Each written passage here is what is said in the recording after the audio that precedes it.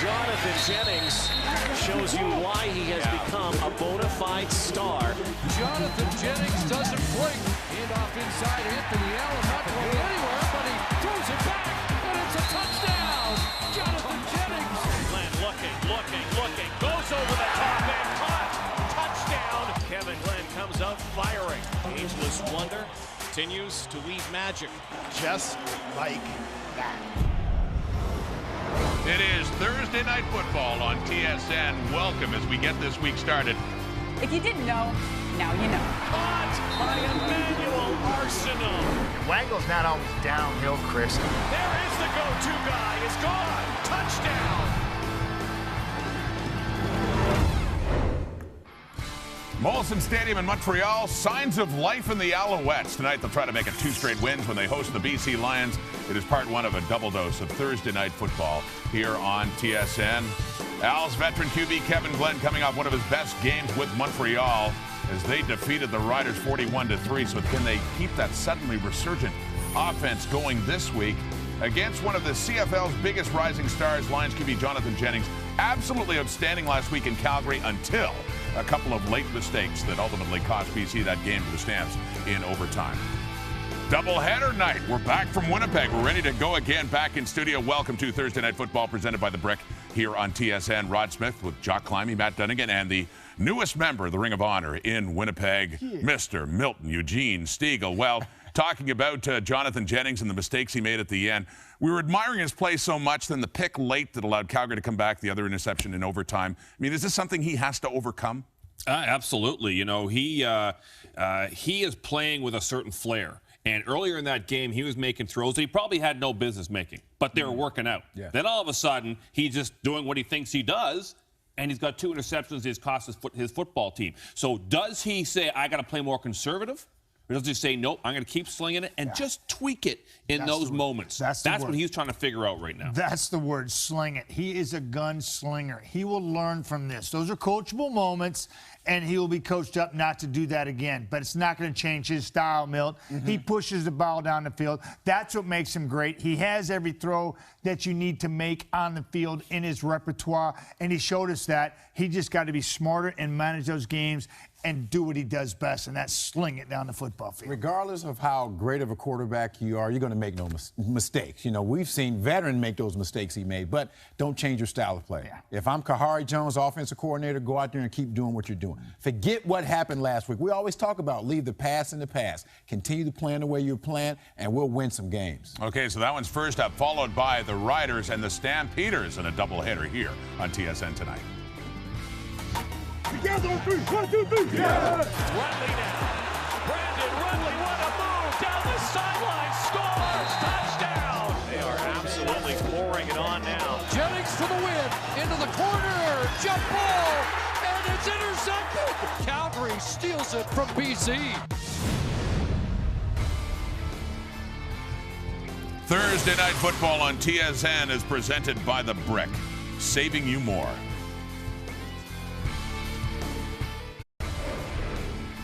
David Feeney of Alder Grove, BC. You could win the ultimate $25,000 home theater package from Visions Electronics if a kickoff's returned for a touchdown in this game, thanks to Safeway Sobeys Touchdown to Win promotion. And if a second kickoff is returned to pay dirt in this one, you could also win $1 million.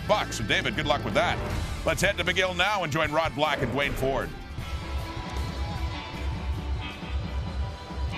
Welcome to Montreal, off of Mount Royal. On the island of Montreal, the Alouettes tonight and BC Lions. It's a Thursday night scorcher. 31 degrees out, feels like 35. Hardly any wind, but a beautiful night for some Thursday night football and some milestones in the house tonight. Tonight's episode of Thursday Night Football is brought to you by the number 200. Ryan Phillips, the CFL's active leader in interceptions, is playing the 200th game of his illustrious career. And on the other sideline, Nick Lewis, the CFL's leading active receiver, also celebrating number 200 of a fantastic career this evening. Jim Popp and his team coming off a win, impressive one, maybe their most complete game in a long time in Montreal, ending off a 3-game losing streak at home over the Saskatchewan Roughriders, the BC Lions. Heartbreaking loss against the Calgary Stampeders last week, but Wally Buono, his number 402. Regular season games in the Canadian Football League, the all-time winningest coach. There's Chris Rainey, the dynamic returner, already 2 punt returns for touchdowns, looking to take a kickback tonight. And the beleaguered Boris Beatty, struggling with his field goals, but booms those kickoffs. He's number 1 in kickoffs in the CFL at 71 yards. Here's Beatty, here we go. Thursday night on 200 night in Montreal. Shaq Murray-Lawrence has it near his 5-yard line and is brought down, hit at the 22-yard line. Jean-Samuel Blanc with the hit, and here comes Jonathan Jennings. A little redemption this week after kind of giving one away in the late stages against the Stampeders. Yeah, a tough finish for Jonathan Jennings. He was the one who was very accountable, took the blame himself for that loss. Wally Buono said we win and lose as a team, and quite frankly, he wants Jonathan Jennings to keep playing with that kind of swagger and that kind of confidence. Lions in that orange, black, Alouettes rare white home uniforms tonight. Jennings going deep early on for Brian Burnham, and he makes the catch. Hey, guess what? Jonathan Jennings still has the confidence. What a great start for the young quarterback to come out slinging, and Brian Burnham, who's off to a terrific start here in 2016, comes up with yet another big catch in traffic. Terrific protection, as you see at the line of scrimmage, and he's just taking a shot, putting the faith in his receiver. Burnham did a terrific job getting inside position, walling out the defender. And Jennings puts it in a perfect spot on that inside where only his man can get it. Tulsa product Burnham has burned a number of players this year. Looking for Burnham again, and he is going down. Winston Venable with the first sack of the ball game on the second play from scrimmage.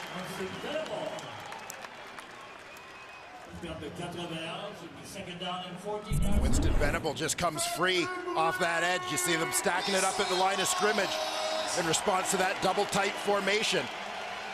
Al's slide left, man on the backside is free. Winston Venable isn't going to miss too many tackles. Venable's first sack of the season, part of that dynamic linebacking core as well. They bring 5 this time, and Jennings is in trouble. Penalty flag flies, likely a holding call. Jennings throws it up. Geraldo Bolivine, newcomer to the Lions lineup in his second game. Product of the Netherlands. This is going against the Lions. All that time afforded Jennings was a result of a hold. Our referee tonight is Kim Murphy. Holding. BC, number 66. 10-yard penalty, remains second down.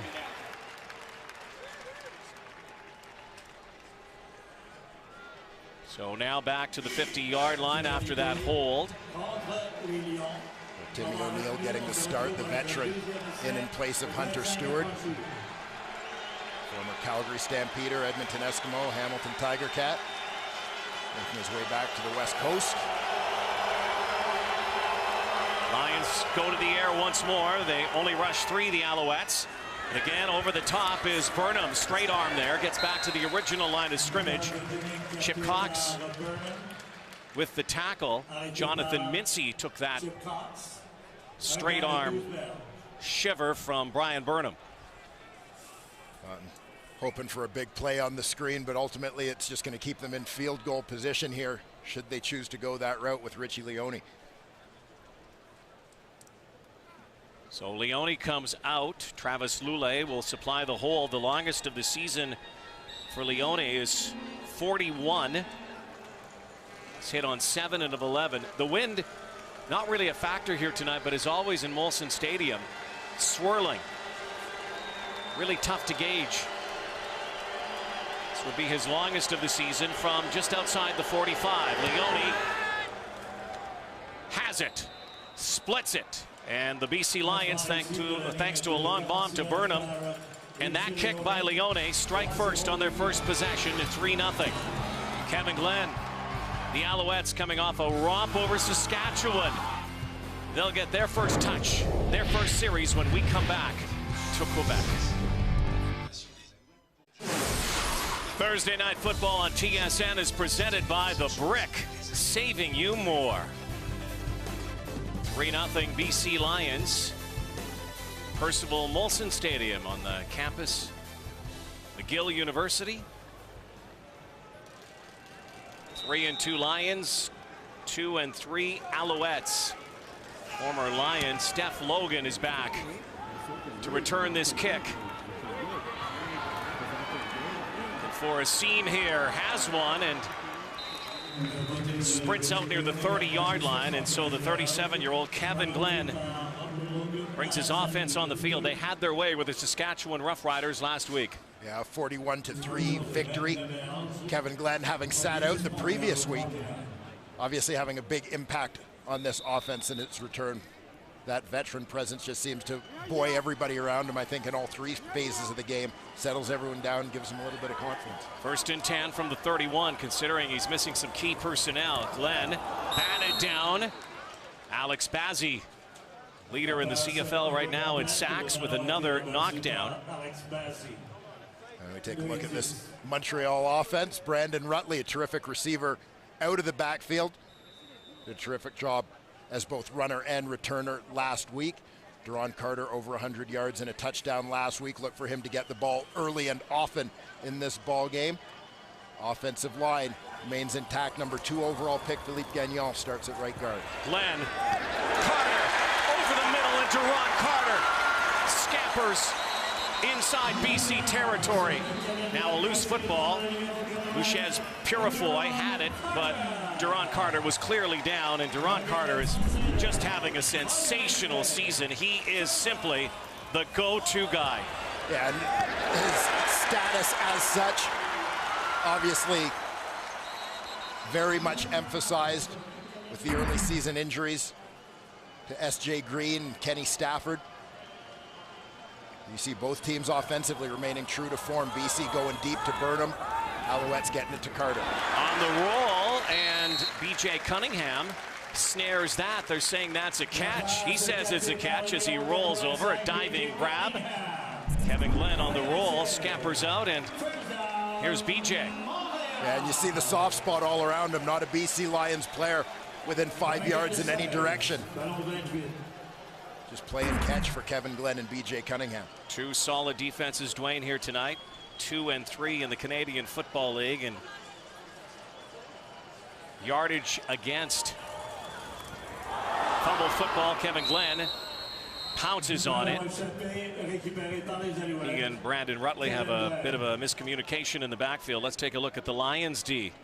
Yeah, Lions D was ravaged by injury last week in that game against Calgary, so a few changes. Andrew Hudson and Brian Turner draw in on the defensive line. Linebacking core remains intact with Purifoy joining Team 100 in that crew. On the back end, Eric Fraser gets the start at free safety. Anthony Gator is in at the field corner for an injured Brandon Stewart.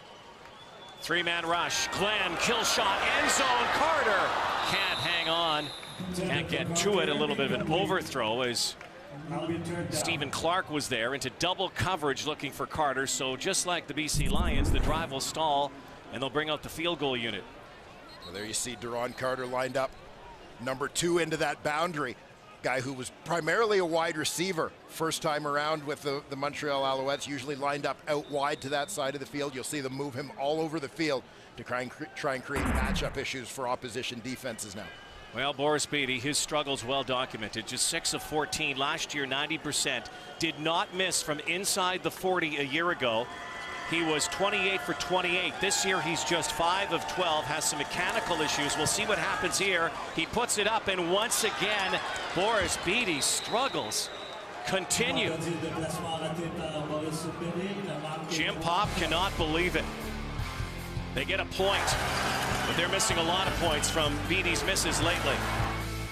JJ and the Lions back on the field. Thursday night football rolls on from Montreal. CFL on TSN is brought to you by the Nissan Titan, official vehicle of the Canadian Football League. Well, last year's outstanding rookie, Boris Beatty, 90%. This year with Kavis Reed, the special teams coordinator for the Alouettes. He's been great on the converts, hasn't missed, but inside the 40 where he was money, can't make right now. Kyrus Hebert, the Angry Bird, swoops in. No gain. Take a look at this BC Lions offense. Jeremiah Johnson is back in for Anthony Allen at that running back spot. Receiving core, Gore, Arsenault, Burnham, all of these guys are between 350 and 400 yards, so great balance in that group.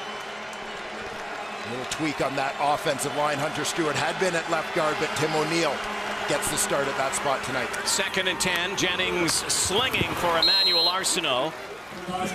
He'll move the sticks. Manny Show picks up 13. Johnson on the tackle, first down BC. And Manny Arsenault will line up in the slot. As the number 2 man, run that quick out, push up to first down distance. Pitch and catch there. 3-1 ball game early on here. And Burnham up near the midfield stripe has 7 yards. Defensively, the Montreal Alouettes defense remains much as it has been thus far in the season. Alan Michael Cash, described by his teammates as the most underrated player in the Canadian Football League. Terrific linebacking core anchored by Bear Woods. We will, of course, see Kai Hebert when they go to that 3-4 look. And on the back end, they've got the vets at those halfback spots. Javon Johnson and Billy Parker created 2 turnovers last week. Jeremiah Johnson back in the lineup for the Lions.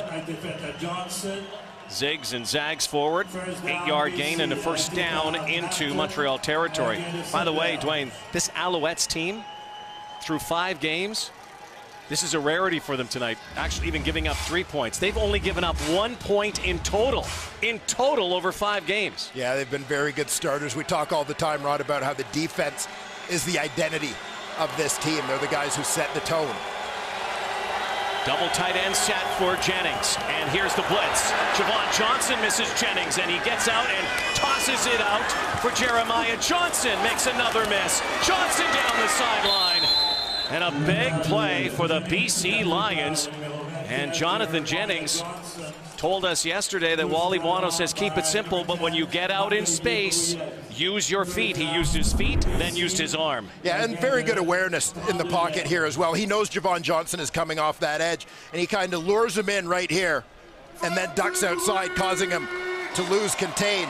And then you just see him freeze the defender. He's directing traffic to get Jeremiah Johnson into that open spot and easily drops it over top to his running back.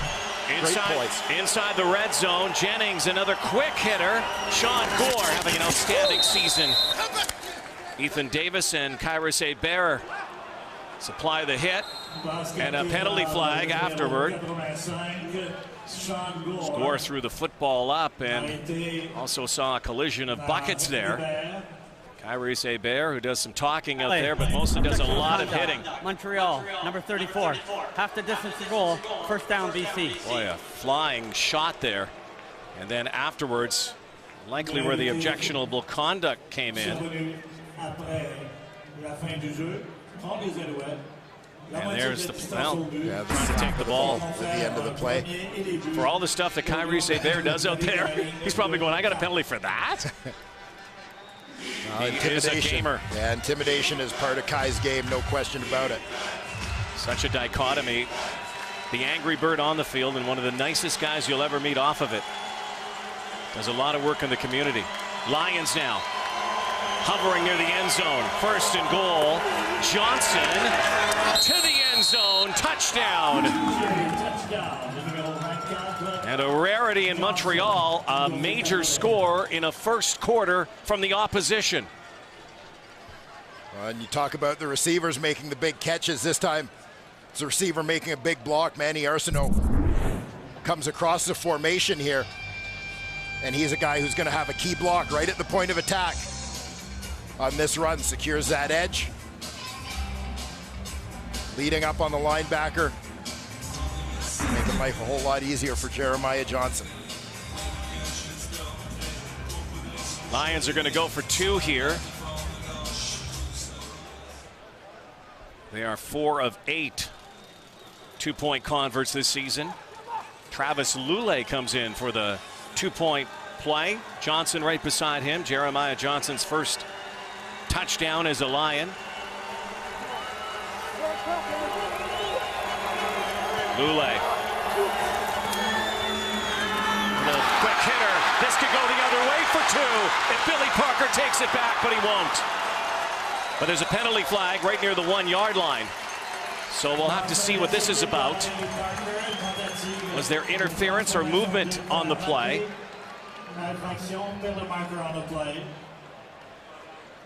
Again, had Parker taken that back, that would have been 2 the other way. Travis Lule is anticipating that Emmanuel Arsenault from the outside is going to keep coming in on that slant. BC, number 85. Penalty refused. Convert is no good. So 6 points on the board after that score, but 9 so far for the visiting BC Lions. Good play by Billy Parker. Nice playing by the BC Lions, and Jeremiah Johnson returning to the lineup with a major score, 9-1. 5 minutes to go, opening quarter. Coming up after this one tonight, 2 teams that met these 2 teams. Second half of our Thursday Night Football brought to you by The Brick. Rough Riders who lost to Montreal and Calgary who beat BC. After this, Jeremiah Johnson back in the lineup and back in the end zone, something he did a lot in Ottawa and Toronto. Yeah, absolutely. And good to get one with the BC Lions under his belt. Johnson back in the lineup for the first time since week 2 for these BC Lions. Samuel Giguère brought down on that return by Cameron Onco. Here's the drive for the Lions. Yeah, and the Lions do a nice job mixing things up. Manny Arsenault had that big catch on the out to move the chains. Brian Burnham, who we've already seen with a big play in this ball game. Jennings buys a little time with his legs, and the dump off there to the eventual touchdown maker, Jeremiah Johnson. Sean Gore involved. Mixing it up between pass and run, keeping that Alouettes D a little bit off balance or moving the pocket around as well. Both teams have been moving the football from the start here. Duron Carter, his second catch. And it's interesting to watch thus far as the Owls launch their second possession. I mean, the drives so far have basically been mirror images of each other. You look at the first possession for each team. Each team had a big play, a big pass play, moved it down, had a chance for a field goal.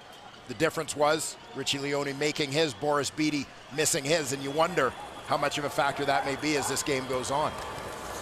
Another quick hitter. Once again, Carter goes backwards then forwards. Slices up near the midfield stripe. Duron Carter is such a phenomenal player and kind of a mercurial character as well, both on and off the field.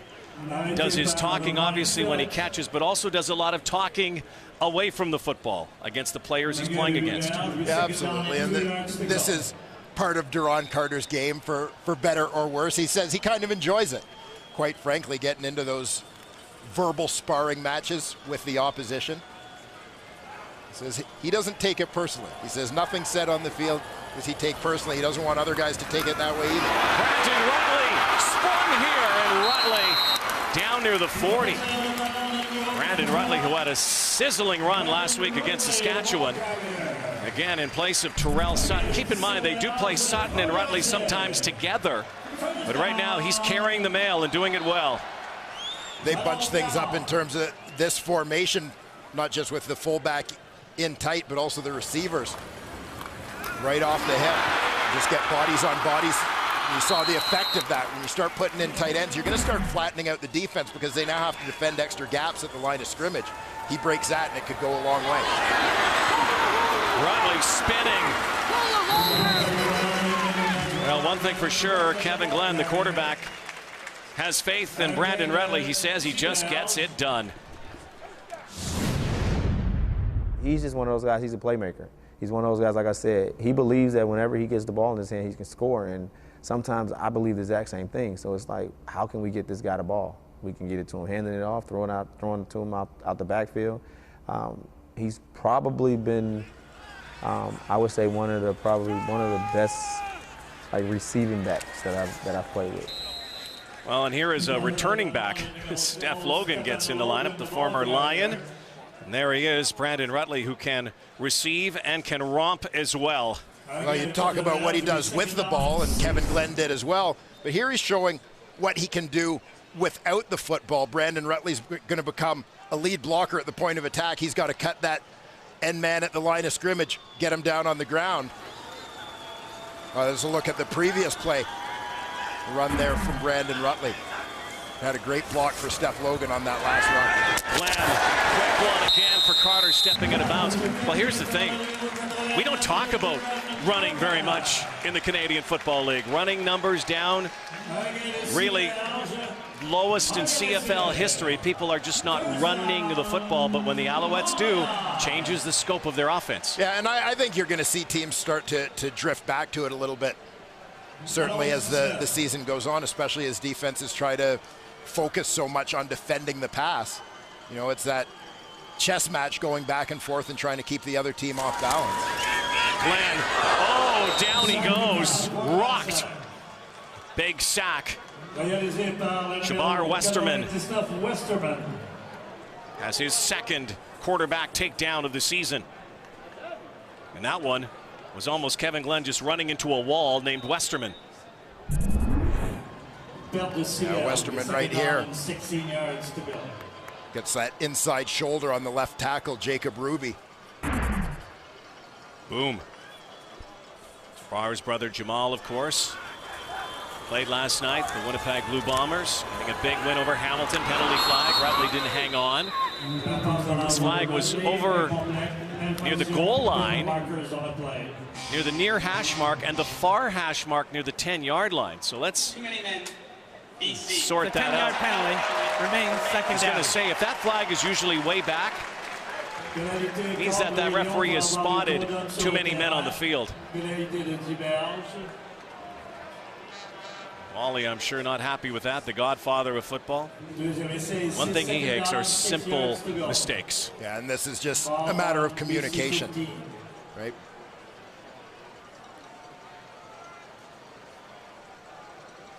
You see so many teams now using different personnel packages, going from 3-man, 4-man fronts, bringing in a dime guy in the back end. There's a touchdown, B.J. Cunningham. Spins into the end zone off a hit at the goal line, but B.J. Cunningham. And so far, Kevin Glenn hearing it. Wally Buono doesn't like that call. Lions shoot themselves in their cleats there. Too many men. Moves it into this position for the touchdown. You're going to see the soft spot right here on that quick slant. Kevin Glenn times it perfectly. Right here, clears the linebacker. Just in that quick window, as he's clearing the linebackers before the safety can step up, Kevin Glenn puts it on Cunningham to complete the 9-play, 77-yard drive. The Alouettes have not tried a two-point convert this season. Here's their first. Glenn, a lot of steamboats. Throws it, but it's low. Cunningham wanted a call, and so just like the Lions, they failed to convert for 2 points. But how about that first quarter? Back and forth. Each team gets the ball. They take it into scoring position. 9-7.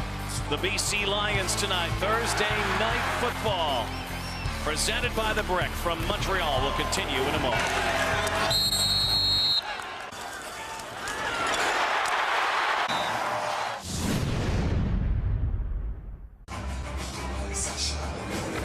Back in Montreal, look at the numbers here. 9-7, almost everything pretty much the same with the exception of that one lone turnover. But perhaps we didn't see this coming in this first quarter. Two teams that pride themselves on their defense prowess early in the season, but they come out gunning, and both the Alouettes and the BC Lions as hot as the weather here. Yeah, a little bit of a surprise in the early going that, frankly, nobody has a defensive stop yet. The only thing that stopped teams from scoring points has been a Boris Beatty miss so far and a Billy Parker interception on a 2-point convert attempt. So the offenses have looked good, obviously very well prepared in this ballgame. B.J. Cunningham with the touchdown as the Alouettes answer, and maybe this is what we're going to have all night long in this back and forth punch counter punch between the two teams that come into this week with different tastes in their mouth. Sour taste for the BC Lions after their loss against the Stamps, and a sweet taste for the Alouettes, one of their most complete games last week against Saskatchewan. Here's Beatty letting it fly again. And jumping in front of Shaq Murray-Lawrence is Chris Rainey. Speedster up near the 28-yard line. Jonathan Jennings had it going, looked like he had victory sealed, and then stuff happens. Yeah, monster game through 3 quarters to 2 biggies. Had one to Emmanuel Arsenault down the sideline, and then to Sean Gore, and then a couple of late picks. Final one coming in overtime to end that ball game. Those late interceptions proved costly for the young quarterback. Just 24 years old, from Saginaw Valley State, Columbus, Ohio native. Goes deep and off the back of Winston Venable. That was his first incompletion, had been 6 for 6 for 121, only into the second quarter. Yeah, and that was one where they're taking a shot based on matchup. We'll see Chris Rainey in occasionally on offense, a guy who's primarily a kick return guy for these BC Lions, but they want to try and find other ways to take advantage of his speed. Winston Venable ready for that stop and go. Alouettes show a 4-man front here on 2nd and 10. They bring 3. Jennings now goes over the middle, and it's picked off by Bear Woods. And Woods brings it down near the 26-yard line, and Bear Woods with his first interception. A big play for a guy who's the heart and soul of this Montreal Alouette D. Jonathan Jennings had all kinds of time in the pocket to set up. But the one guy he didn't account for is the middle linebacker, Bear Woods. You'll see the great protection. Woods is just going to drop. That deep zone.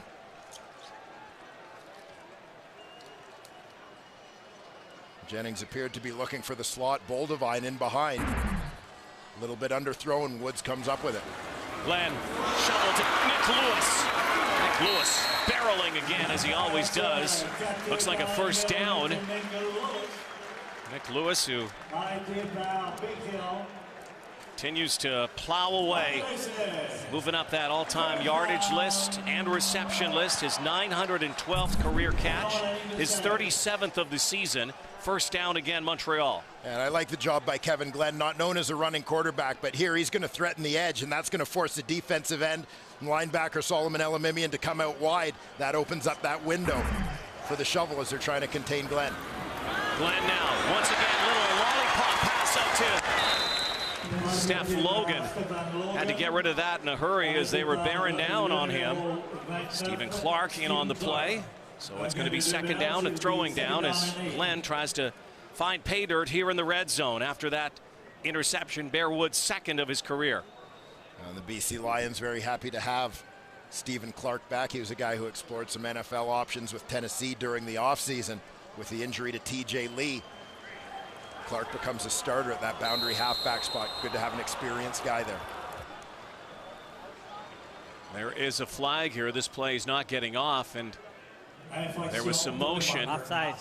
Montreal, number 89. 5-yard penalty. So it gets even harder here. Montreal, by the way, penalties have plagued this Alouette team. They are last in the CFL, averaging almost 13 penalties a game. Time to Ron Carter. So will they go to Carter, though? This seems to be his area. They could get it into the 5-yard line, go first and goal. 2nd and 13. Glenn with time. And DJ Cunningham again. And it looks like it's going to be marked at the 10, so they're going to be about 3 yards shy.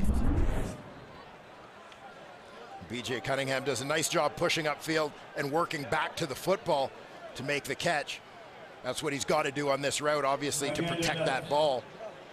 But it leaves him just a little bit short of the first down. So now the 26-year-old from Toulon, France, Boris Beatty. This is just a chip shot. Maybe this will get his confidence going here.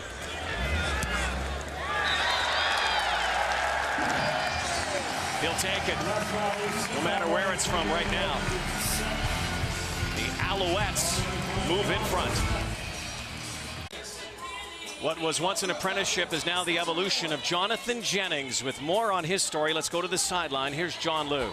Well, thank you, Rod. And as part of that evolution, offensive coordinator Kahari Jones has been trying to get Jennings to stand in a little bit longer. Jones says that when the pockets were collapsing, Jennings had a tendency to move backwards or sideways to extend plays a little bit too much, something he was able to get away with a lot in his college days, but discovered a different animal here in the CFL. So essentially, Jones is encouraging Jennings to move forward in the pocket, go through his checkdowns, and trust his receivers. Guys? And I think it's not even entirely just a matter of trusting receivers, but also trusting your offensive line a little bit as well in terms of how firmly they're going to hold. And, you know, from an offensive line point of view, your job becomes a little bit easier if you know where your quarterback is going to be as well. I mean, it's, we often talk about one of the most unique positions in sports because you play much of the game with your back to the ball. Jennings under duress. Lays it into Manny Arsenal, brought down by Chip Cox in a first down. Interesting to see Kahari Jones here tonight. Kevin Glenn, two guys who used to throw the football a lot, to our guy who was honored last night in Winnipeg and back in studio. Yes, Milton Stiegel, nice of the network to give him a whole half day off after his big day. Thought there he maybe had some sort of agreement with the weather gods to have two ceremonies. That massive delay last night in Winnipeg, a game that ended at 1 a.m. local time. Big win for the Bombers.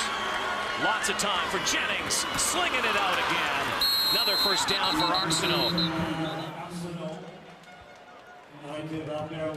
Little cat and mouse game being played here by the coordinators tonight.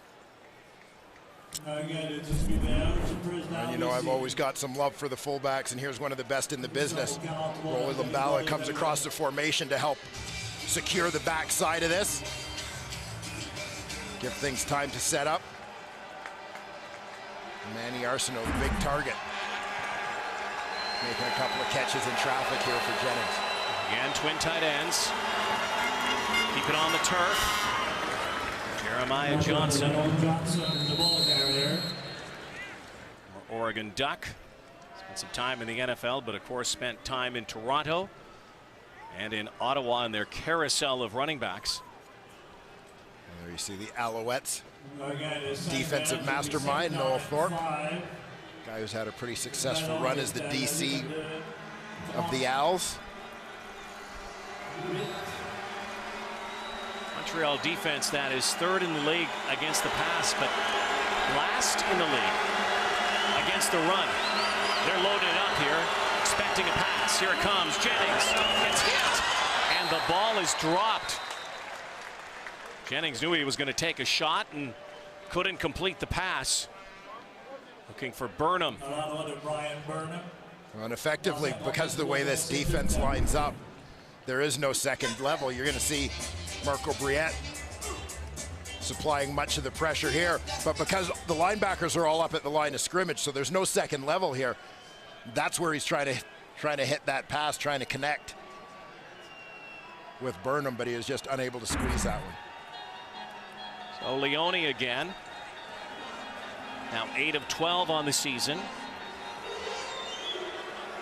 That 46-yarder earlier, his longest of the season. So this one, that wind swirling a bit. Looks like it's about the same area. Again, 46.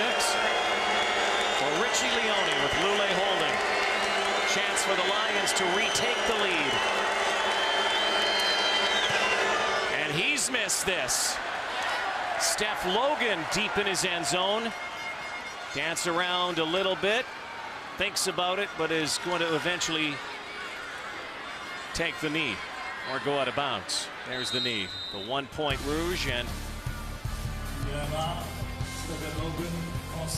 tie ball game. Boy, two quality veteran players. Milestone nights here tonight, 40. Yeah, absolutely. And some mutual respect, obviously, between two guys that have done battle a whole lot of times over the years. Slot back versus defensive halfback. I can't believe there's like no trash on there, especially from Nick. I got nothing funny. Are you sure those are the right handles? Well, having a mature conversation between two senior statesmen of the CFL. Yes, indeed. Lewis on the sideline watching right now. A spin move again for Rutley, but he's going to be chased out of bounds by Adam Bighill and Stephen Clark. Ryan Phillips, 23-year-old. Nick Lewis, 34. 400 games between the two of them. 47 career interceptions for Ryan Phillips, moving up the board. And Nick Lewis, we talked about the catches and the yards. One thing he hasn't got this season, a touchdown. Coming soon. He's been a clutch guy on second downs for these Alouettes this year. Sidearm toss over to Sammy Giguère on second down, and they can't convert, only to the 45-yard line. And Bouchez Purifoy is right there. I guess it is good that Purifoy wears 0 so they can actually keep Team 100 intact. That's right. I think that was probably a condition set out by Mr. Bighill and Elamimian. How about this? First 2 and out on the night, Dwayne, and our first punt of the night midway through the second quarter. 2 returners back for the Lions, including the dangerous Chris Rainey. They're going to set it left side, though. Marco Iannuzzi is there. Going to try to induce no yards. He does. That's a 5-yard penalty. Maybe that's the best thing that they could come up with, especially keeping it away from Rainey. That's the game plan. Thursday Night Football continues from Mount Royal. GMC Precision Playbook coming up at halftime with Rod and the boys. This guy named Dwayne Ford. Talk about using draws and screens. We're not talking sunscreens either. A little bit of a football 101 lesson.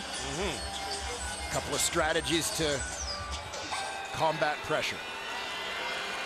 See that at halftime.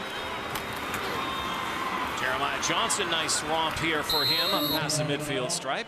6.5 to go before halftime. Boys are back in the studio tonight. 2 road trips in 4 days. Eventually had to get back to the studio. Yeah, racking up some air miles, but... Well, road miles. They actually drove to Ottawa. This is true. This is true. Apparently, Jock's Cottage will never be the same. I think they left somebody there. 10-10 game. Jeremiah Johnson dragged down by Chip Cox, all-time leading tackler in Montreal Alouette history, and moving up the all-time list as well. Yeah, Chip Cox, a guy who began his CFL career as a halfback.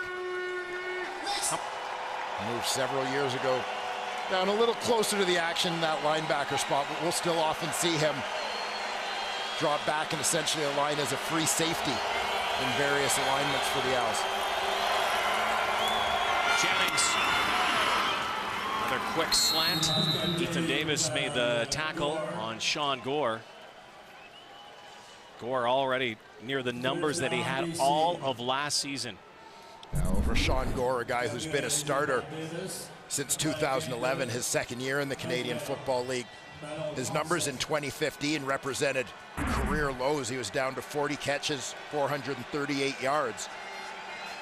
But bouncing back in a big way and being given a much bigger opportunity based on where he aligns. Bear Woods wanted to come in on that play, and knocking it out of the hands was Davis on Gore that time. Incomplete pass.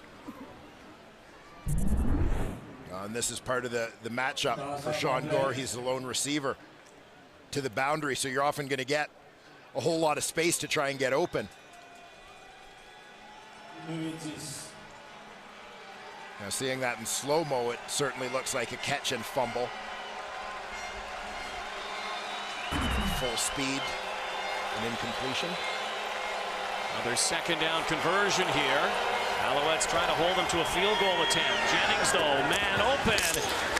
And it's Marco Iannuzzi on the near sideline. Former Harvard star, only his 6th catch on the season.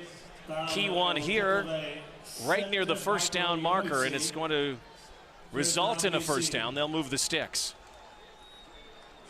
And Jonathan Mincy a little shaken up on the play, but He's going to need to get moving to get out to that wide side of the field. The formation flip-flopping here.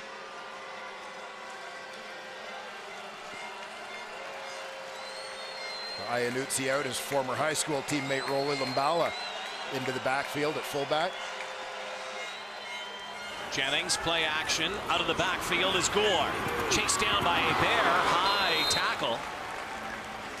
Sean Gore, half the first down yardage, even a little more. Actually, he's going to get about 7 or 8. It's like 8 yards for Gore. Right. You get a pretty good indication of the relentless motor of Kyrus Hebert with the pursuit on that play. 6-3. 2nd and 2. Miles loaded up once more. And they're not getting 2 here. Might have got 1. First down marker is at the 16.5-yard line. So this may result in a 3rd down play here.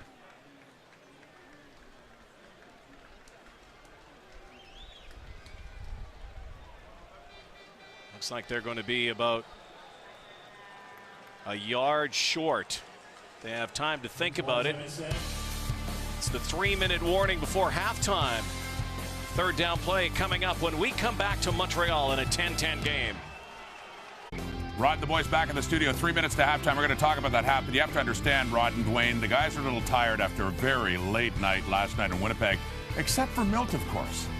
Matt and Jock, well, I'll have something to say about this game, I'm sure. Let's go back to you. Milt never sleeps.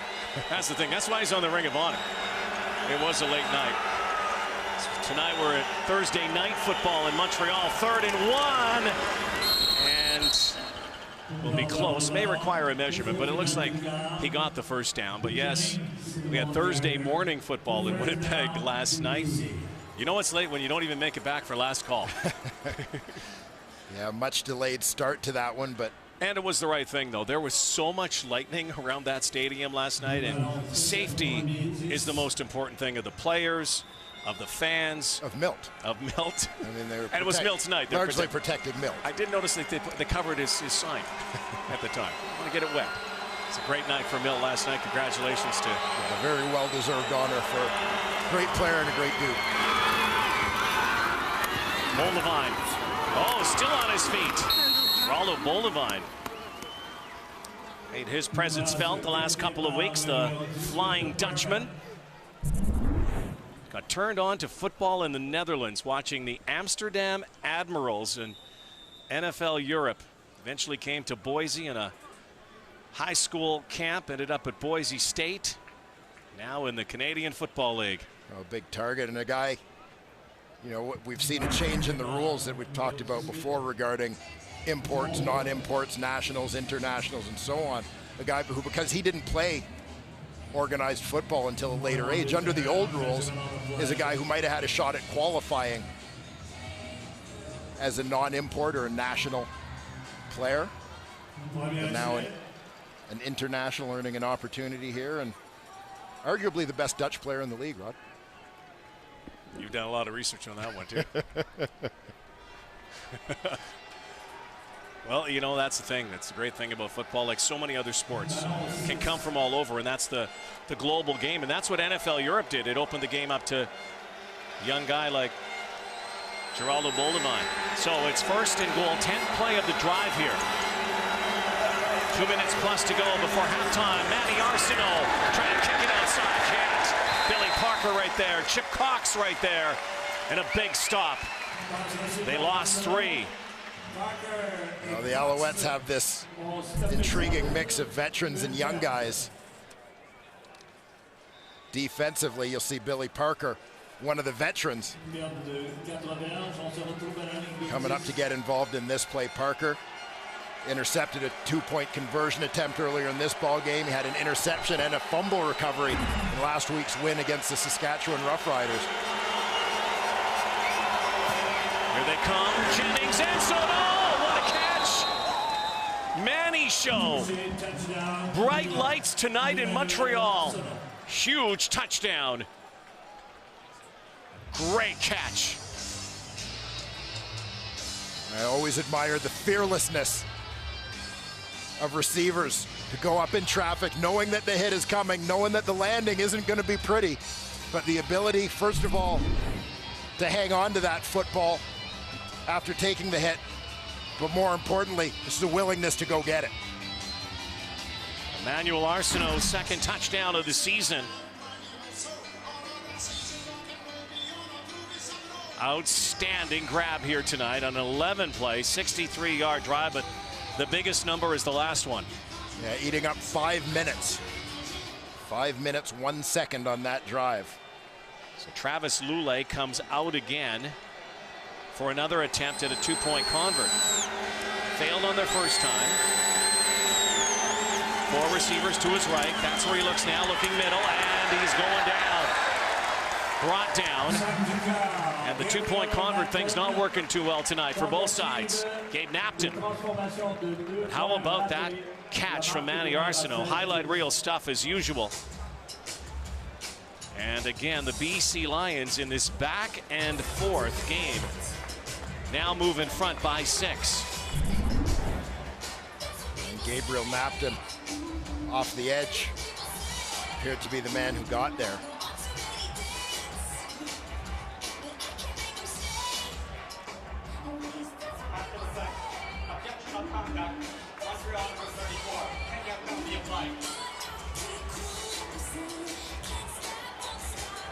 And Manny Arsenault. And there's the Angry Bird, a little Kyrus Hebert jab. There's more of a sarcastic bird. Happy birthday, in Mom. that instance. That was for you, A. Williams. Shout out my dog, Nick. A terrific route there by Manny Arsenault as well to get inside position after that stem to the outside. Manny does a pretty good Angry Bird. Or sorry, I guess I could call it sarcastic bird. Sarcastic lion. Yes. Well, I'm sure we haven't seen the last of that tonight. Got to be careful about poking the Angry Bird. Yes. And the Angry Bear. Yes. And a Montreal defense that, as always, can get in your face. That time, the Lions find the end zone, though, and surge in front here. Steph Logan's going to let this bounce, and it bounces out of bounds. There's no point on that, since nobody touched that. We move closer to halftime. Big announcement coming up, Dwayne Ford. Grand prize winner for the Kraft Heinz Project Play 2016 to be announced. Stay tuned to see which one of the top 4 community finalists won a $250,000 facility upgrade to build their better place to play. That's coming up, the Kraft Heinz Project Play. There was a late flag on the play as the offense was coming out. Minute 47 to go before halftime. And Kevin Glenn looking to get his team back on top here.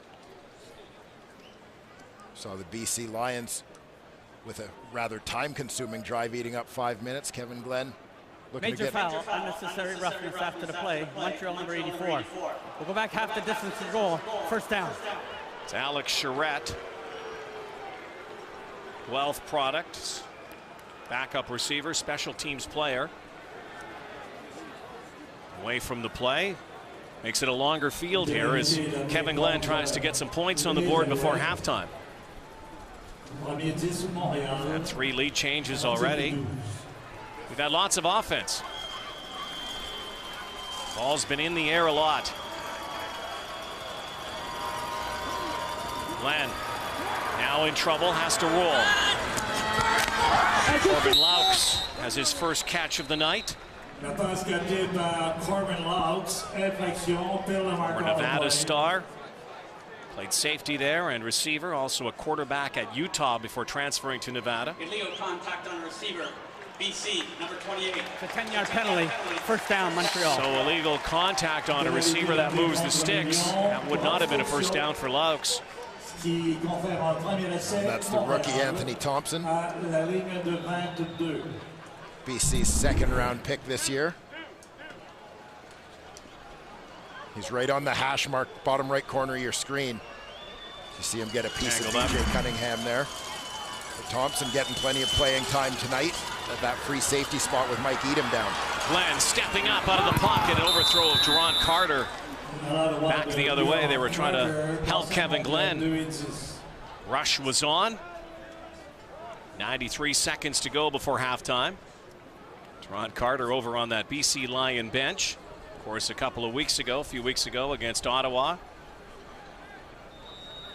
Made a major reception in the end zone and then had a little bit different reception on the sideline. Bumping with coach Rick Campbell at the time. But a one-game suspension has put that on appeal. Glenn. And dangerous toss. Almost picked off. Sammy Giguère was there, and there's newcomer Anthony Gator, Florida International product. Gator, a former draft pick of the Tampa Bay Buccaneers, 7th rounder.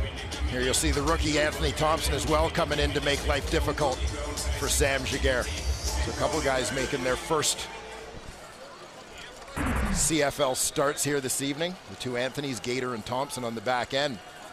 Once again, the BC Lions are going with 2 men deep.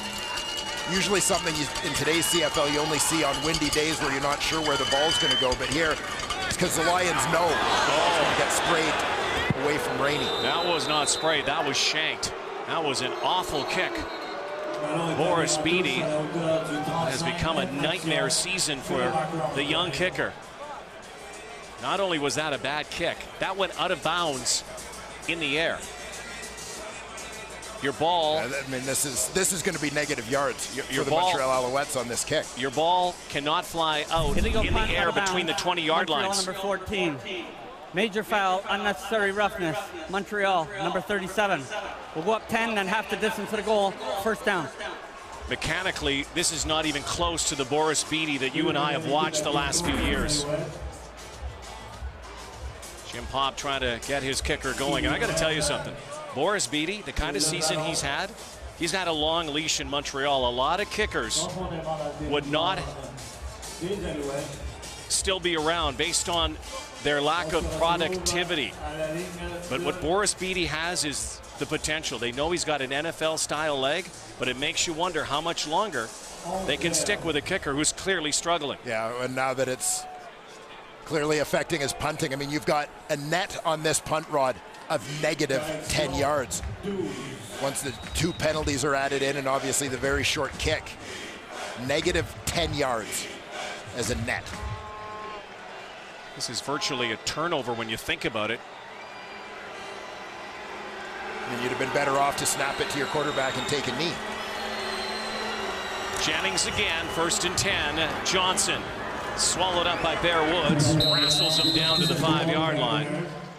It'll be 2nd down and 3. They don't have to get to the end zone, but to the goal line if they want to reset and go 1st and goal, but they like to take it here with 1:15 to go. And what a break for the BC Lions. They didn't even need a return there.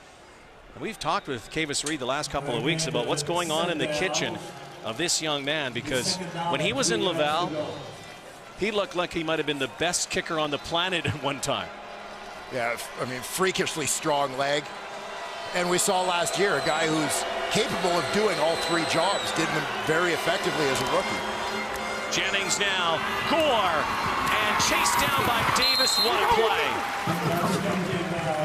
Does not get to the 1st down marker. It's going to be 3rd down and 2. Jennings looking to the bench. Will they go for the points? Chip shot by Leone, or will they go after it? Now, Montreal's a very good team on goal line stands.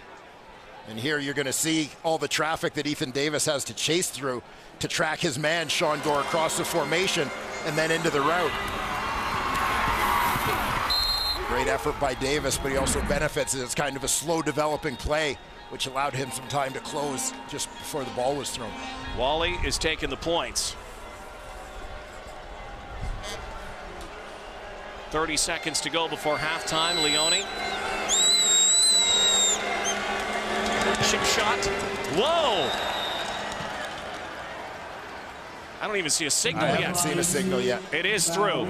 They say it's good, but man. We have seen some bizarre kicking here tonight. And there, by the way, there's no wind. Well, I mean, both these guys are fortunate that there are no style points in football. That was sideways. And what can Boris Beattie do to right the ship? It clearly also looks like something that's mechanical, and obviously it's mental as well, because he's hitting every convert, although they haven't gone for one tonight from 32. He's 10 for 10 on converts. Right down the middle of the field. Anything to the side, the hash marks he can't make to save his soul right now. Remarkable. And we talked early, you know, about Beattie's struggles versus Leone's proficiency to this point, maybe being a difference in this football game, and quite frankly, right now it is. Absolutely. So Kevin Glenn can take a shot here, or he'll just keep it on the turf, and Brandon Rutley. Well, first down. Now you can take a shot. You got 19 seconds. You can get a couple of plays off here and put it in field goal range. But based on the struggles of Boris Beattie, it makes you wonder. Yeah, well, you bear in mind, into the short side of the field is Deron Carter, always a good chance on a jump ball. Oh, Brandon Rutley paused that with one hand. Now down to 3 seconds. So based on where the ball is here, they're not even going to go for a field goal. They could go for a shot, maybe get an interference call in one more play, or take a Hail Mary to the end zone. Why not? Gulp. Well, Carter, assuming he's the guy who's moved off the line, so he'll get a running start at this one. But there's pressure and a sack to end the first half. It's Andrew Hudson with his first sack. Suspicious ending to the first half. The BC Lions have the lead 19-10. Kicking problems continue for Montreal, but back and forth we go. Wake up, guys in the studio. We're coming at you. Here's Rod Smith. Have them all woken up. They're ready to talk, Rod Black. Thank you very much. The panel of Jock Climbing, Matt Dunnigan, and Milt Stegall. Let's get right to it. Boris Beattie. They have to be really worried about his confidence right now. And it's been 5.5 games. Jock, if you're a receiver and you drop 3 or 4 passes over 5.5 games, what's happening? I'd expect to be cut by now. Same thing with you. You're a young quarterback. You throw a bunch of interceptions, 5.5 games. I did that. They're taking you out. They're sitting you down. Maybe it's time for a change, because this guy's been struggling. And they talked about it. It's mental now. Physically, we know this guy can get it done. He got it done in college. He had a great year last year. He can do all 3. But right now, he can't do anything. So it's time to make a change. Jim Pop talked about bringing in some other kickers, some other punters, and audition them. It's that time now, because he's hurting them. He's putting the opposing team in field position, and he's also taking points off the board. It's time to make a change. He'll have another half to get it together, but I think it's time to make a change within their punter, within their kicker. That's a given. I mean, that's hurting that football team. How do you catch the ball with what, Milt? Your eyes. That's right. And you read a defense with your eyes as a quarterback. So when you're asked to take your eyes off the defense and play action and look the other way, it's awfully difficult. But it really sucks up the linebackers and freezes them and gives you an opportunity to throw over the top. That is Glenn doing his thing. Now watch Jennings do it. Play action. Eyes to the defense. Linebackers suck up. Watch Bear Woods. He's got a center field turn. Now he's in a chase position as Jennings relocates and finds Arsenault. Very difficult for quarterbacks. It goes against what you're taught. Reading defense is taking eyes off the defense, but it affects them in a big way, Jock. Well, this is all about eyes, as we're talking about at halftime, because I want to talk about Jonathan Jennings' interception, and it's about how he's reading the defense and how the defense does a great job of reading his eyes. Here's the pattern, 2 deep. Here's the dig route he's trying to hit, and then there's a smash route on the outside. And I just want you to see his eyes do this progression, which is what he's supposed to do. He's looking first over the middle. He doesn't like what he sees. He looks out to the smash route, which draws a defense over there, and then he tries to hit the over route. And this is the problem with this, because he thinks right now as he goes outside, Chip Cox is jumping that. He thinks he's got Chip out of position. He's throwing the dig pattern. What happens? He forgets that Bear Woods is also driving to the smash route, and they're going to be stepping right into the throwing lane of the dig. It is about eyes. When you're playing, and that's a double cut defense that's called. When you're in that zone defense, all you're doing is reading the quarterback's eyes. They did a great job stepping in front of the football, and that's why that resulted in his 5th interception of the year. And Lions by 9 at the half. Coming up, grand prize announcement of Kraft Heinz play, and we'll have more on that coming up. Thursday night football. BC, Montreal, we're going to make it happen. First and goal, Johnson to the end zone, touchdown. A major score in a first quarter. Here they come, Jennings, end zone, oh, what a catch. Bright lights tonight in Montreal.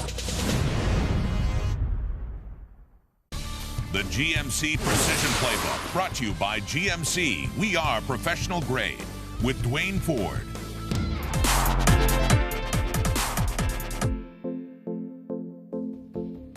Second down, Masoli's in trouble. Down he goes. And this ferocious Montreal defense eats up the quarterback once more. Defenses typically pass rush more aggressively in obvious passing situations like second and long because they're not worried about defending anything else. That's why every offensive playbook includes the concepts of screen and drop. Screen plays begin with the offensive line and running backs handling the exact same blocking responsibilities they'd have in a given pass protection scheme. But after 2 or 3 seconds, they let their defender beat them. As the pass rushers continue towards the quarterback, the back turns to receive a pass while the big boys get in front of him to block any second and third level defenders. Draw, White, and he burst through. I love this call. On the draw play, the O-linemen take their pass sets as the QB takes his pass drop. The blockers then use the pass rusher's own momentum to drive them wide or further upfield, and the ball carrier heads north-south before the defenders can redirect. The success of these plays actually depends on the D coming hard after the QB. Then they'll call the draw. Big hole! Touchdown! So if run effectively, the benefit of both, besides gaining yards, is that they slow down the pass rushers on future second and longs by taking the obvious out of obvious passing situations.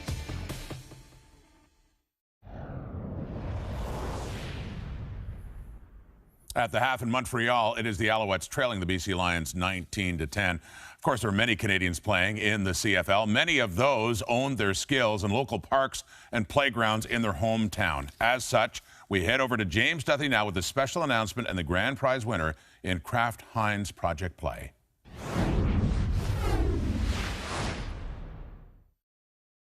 Hello, Canada. From April 29th to June 12th, communities from coast to coast nominated 820 places to play at CraftHeinzProjectPlay.com. Today is the day our 4 finalist communities from across Canada have been waiting for, as today we announce our grand prize winner. The top 4 communities selected were Chase, British Columbia, Kenora, Ontario, Cantley, Quebec, and Mount Pearl, Newfoundland and Labrador. The grand prize winner will receive $250,000 in upgrades for their nominated facility. The other 3 finalists will each walk away with $20,000 to help build their better place to play. On July 25th and 26th, over 900,000 votes were received. The winner of the 2016 Kraft Heinz Project Play Grand Prize is Cantley, Quebec, home of the Nakartok Nordique, a not-for-profit cross-country ski facility. Their plan is to use the grand prize money to put in a snowmaking system for their 4 kilometers of lighted trails, extending the ski season, which has been hampered by climate change. They will also be able to add summer programs to the facility. Thanks to you, Canada, and Kraft Heinz Project Play, these 4 communities are able to upgrade their recreational facility. Kraft Heinz Project Play is here to help communities across Canada build better places to play. Now get out and play, Canada.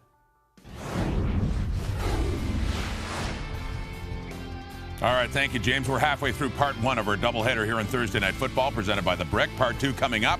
Saskatchewan Roughriders versus the Calgary Stampeders at 10 Eastern, 7 o'clock Pacific time. Big one for both teams for different reasons. Darian Durant back in the lineup for the Saskatchewan Roughriders for a 1-4 team. That has to be a big boost. So we do know that, but you know what? I get the feeling we're about to learn a whole lot more about the Stamps and the Riders because Kate McKenna is here. Absolutely, Rod. And I want to start with someone who may well play a massive role in tonight's game, and that's quarterback Bo Levi Mitchell. We know he's such a huge talent in this league, but what you may not know is that his numbers are so good, they put him in the same conversation as one of the all-time greats. Bo Levi Mitchell is killing it this season, averaging 317 passing yards per game, putting him on pace for a 5,700-yard regular season. As a Stampeder, he's 31-7-1.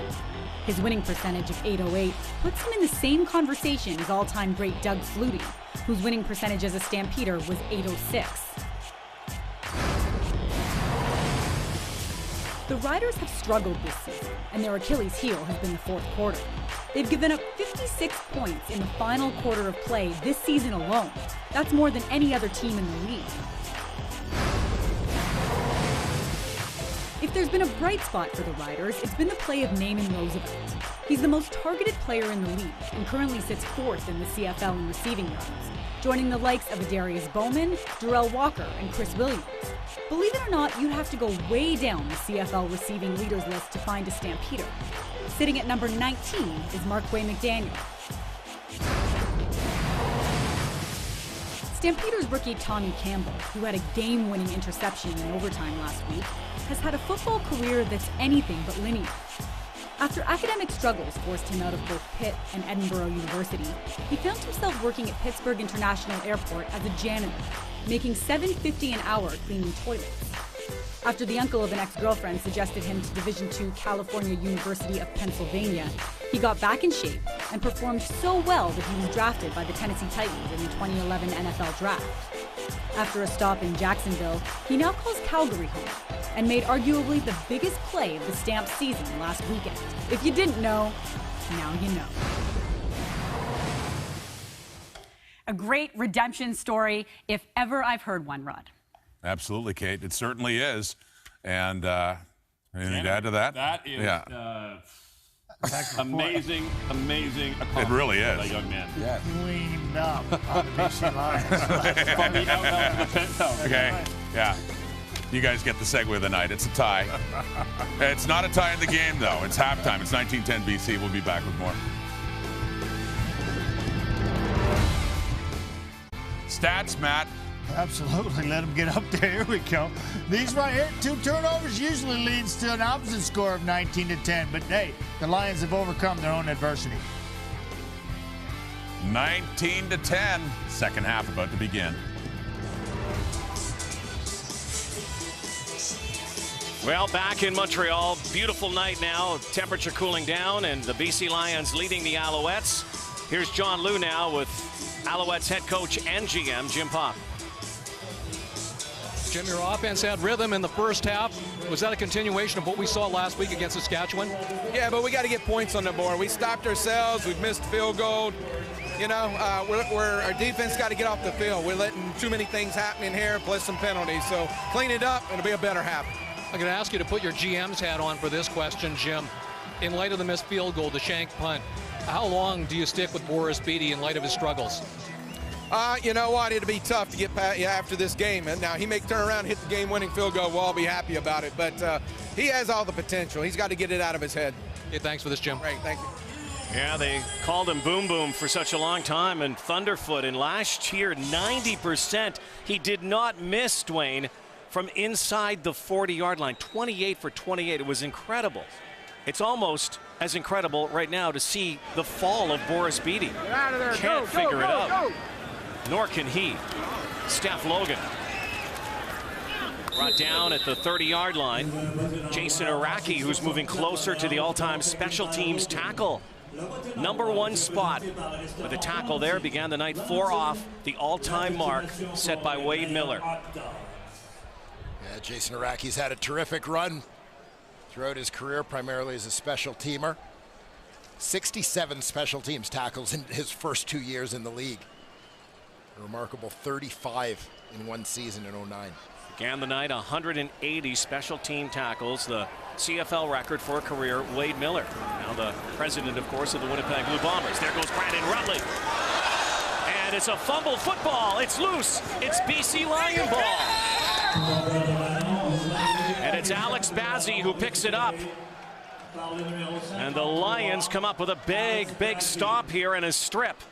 Well, you look at the turn of events through the last few minutes of play, Rod. The Beatty shanked punt and a couple of penalties tacked onto that set up the BC Lions on the doorstep to close out the first half, and now to start the second half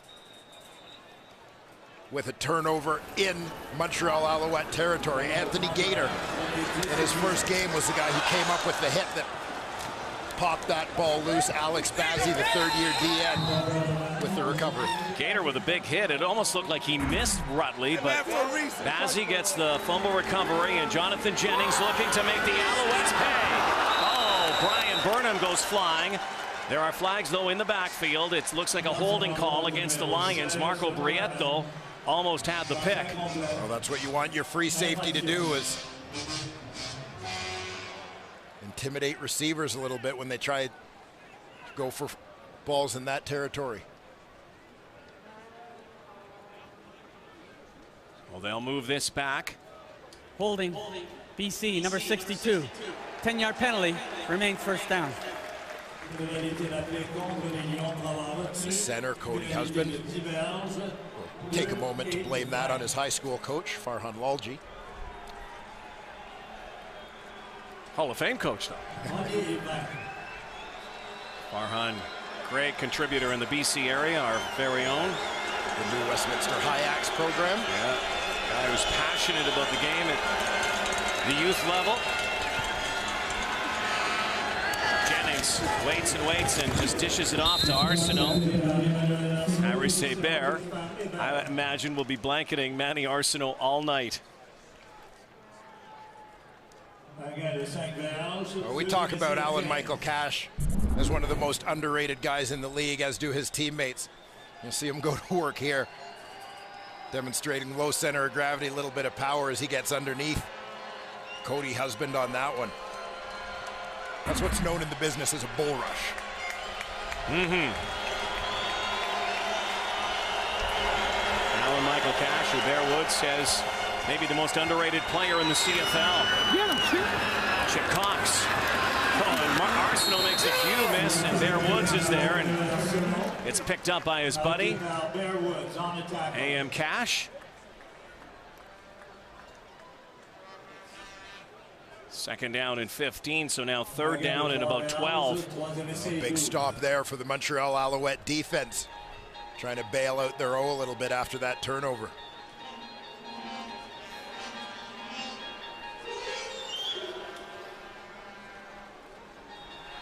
The Alouettes defense, even after that turnover, though, comes up big. Field goal attempt, likely from the 41, it looks like now, for Richie Leone. Certainly won the field goal battle here tonight with Forrest Beatty. And this one is, whoa, that hit one way then the other. The old knuckleball. That was an R.A. Dickey. Well, it found the strike zone. That's all that matters. It did. Here's a guy who's been pitching strikes tonight, too. Kevin Glenn, out of Detroit, Michigan. Longtime CFLer, the nomad in the league. His team down 22-10. Montreal Alouettes came out firing tonight. First half. Yeah, they put points up on their first 3 possessions, but have come up empty their last 4. There you see their numbers to this point in the season. Bottom portion of the league in several offensive categories. And we've acknowledged many times this year they're missing some key parts offensively. Terrell Sutton, S.J. Green, Kenny Stafford. That one's up for grabs and almost juggled ball. Bola Combo was there. That pass intended for Duron Carter. The anomaly in that statistic for the Alouettes, it's such a unique thing. Anthony Calvillo, their offensive coordinator. The Owls, who are last in points scored, are actually first in points against. Teams have not scored a lot, and most teams don't do that well with that. The last team that was like that for an entire season was the Winnipeg Blue Bombers in 1990. They happen to win the Grey Cup with that statistic. Sammy Giguère, last in first. If you can't put the points on the board, they'll get your defense to keep points off it. We've said the defense is the strength and is the identity of this Montreal team. So they're going to always give them a chance to win, but the offense needs to contribute at least a little bit. Got to get things going a little bit here.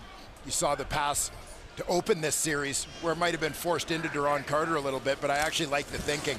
Get the ball in the hands of your best player. And Carter's going back, though. Great play that time by Luciez Purifoy. Spotted him. One of the things that they're trying to do, the Alouettes, is to put Duron Carter in positions, multiple positions.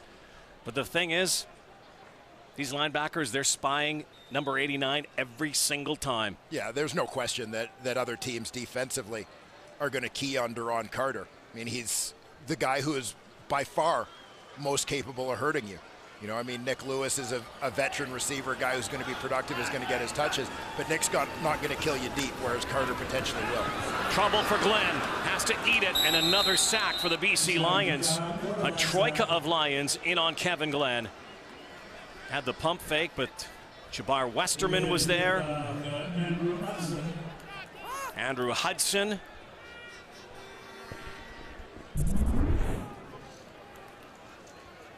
And here you'll get a look at that pressure. Just breaking down the pocket around Kevin Glenn.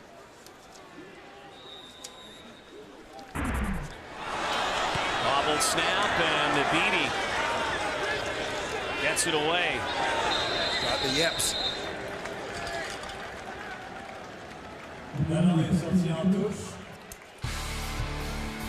Troubles continue for the Montreal kicker. Jonathan Jennings has his Lions roaring. They lead by 12 in Montreal on Thursday Night Football, presented by The Brick. Happens to golfers, happens to baseball players. You said it. Right now, it's in the kitchen, and Boris Beatty has the yips.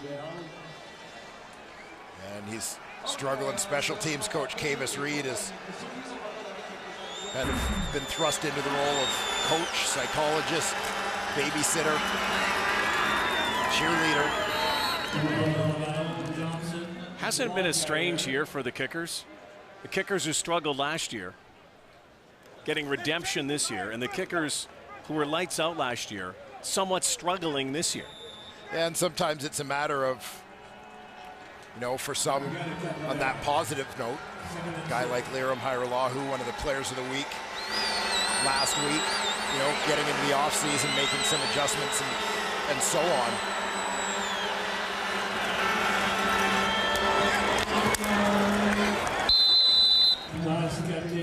Oldevine receiving end from Jonathan Jennings again. Moves the sticks, his third reception tonight. First down, BC Lions. Boldevine's such a big target. It makes him an intriguing guy, and I know for so many football coaches, they like the relatively clean slate to work with. A guy who hasn't yet reached all his potential, having not really played contact football until towards the end of high school. Again, Arsenal back to the kicking, though. Last week, the kickers really had an exceptional week. 23 of 25 during week 6. First down, BC Lions. Highlighted, we saw by that Ottawa-Toronto game where Chris Milo and Liram Hairolahu put on a show. They don't get talked about until they start missing. What a catch down the sideline by Sean Gore. I'll tell you what, it's early in the season, but for me, Sean Gore is one of those guys to this point in the year you've got to talk about as a most outstanding Canadian candidate. He has been terrific. He's lining up at that #1 receiver spot. Inside position on that release, and then he's got Davis walled out from the ball. Jennings again with time, and it's a fumble football. And was it knocked out by Chip Cox? If it was, it's Montreal ball. If not, it's BC football. Well, it was rolling toward that sideline in slow motion, and that is the question. Did it touch the white, that white stripe, before Cox got to it? Remember, he doesn't need to have control. He just needs to be the last one to touch it before it's out. I think this one might be out just before Cox gets there. Yeah, it is. Has to just touch the white. Oldevine, by the way, looked like he got hurt there as well. I think he might have sprained a finger as he was doing the commando crawl trying to get to that ball. 2nd and 12 now. Alouettes show 4. Rush 3. Jeremiah Johnson cut back now. They'll be a little short of the first down, and once again, it looks like 3rd down time, and they're going to bring out Leone once more. It's going to be 3rd and about 4 yards.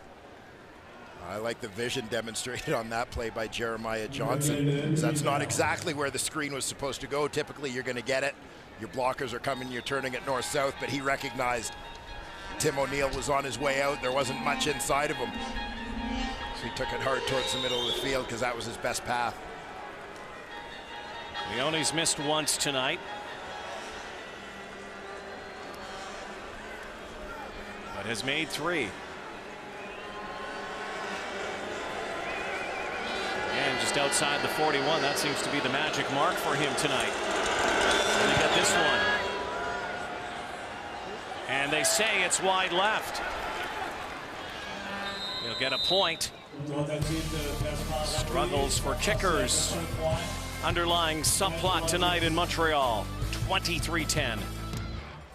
The World Juniors Summer Showcase continues Friday. That's tomorrow. Canada faces off against Sweden. Action gets underway 1 Eastern, 10 a.m. Pacific across the TSN network from Plymouth, Michigan.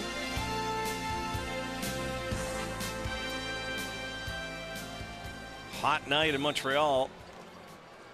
Lots of ice in the drinks here tonight. That's about it.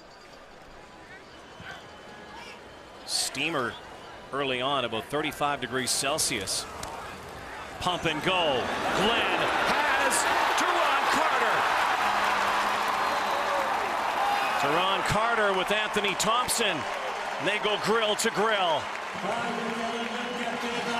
And he caught Anthony Gator sitting down a little bit.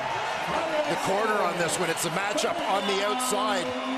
There's Teron Carter, your wide receiver. He's going to sell that he's just slowly bending this one in, then the break and the acceleration out of it. It's up to the safety, Thompson.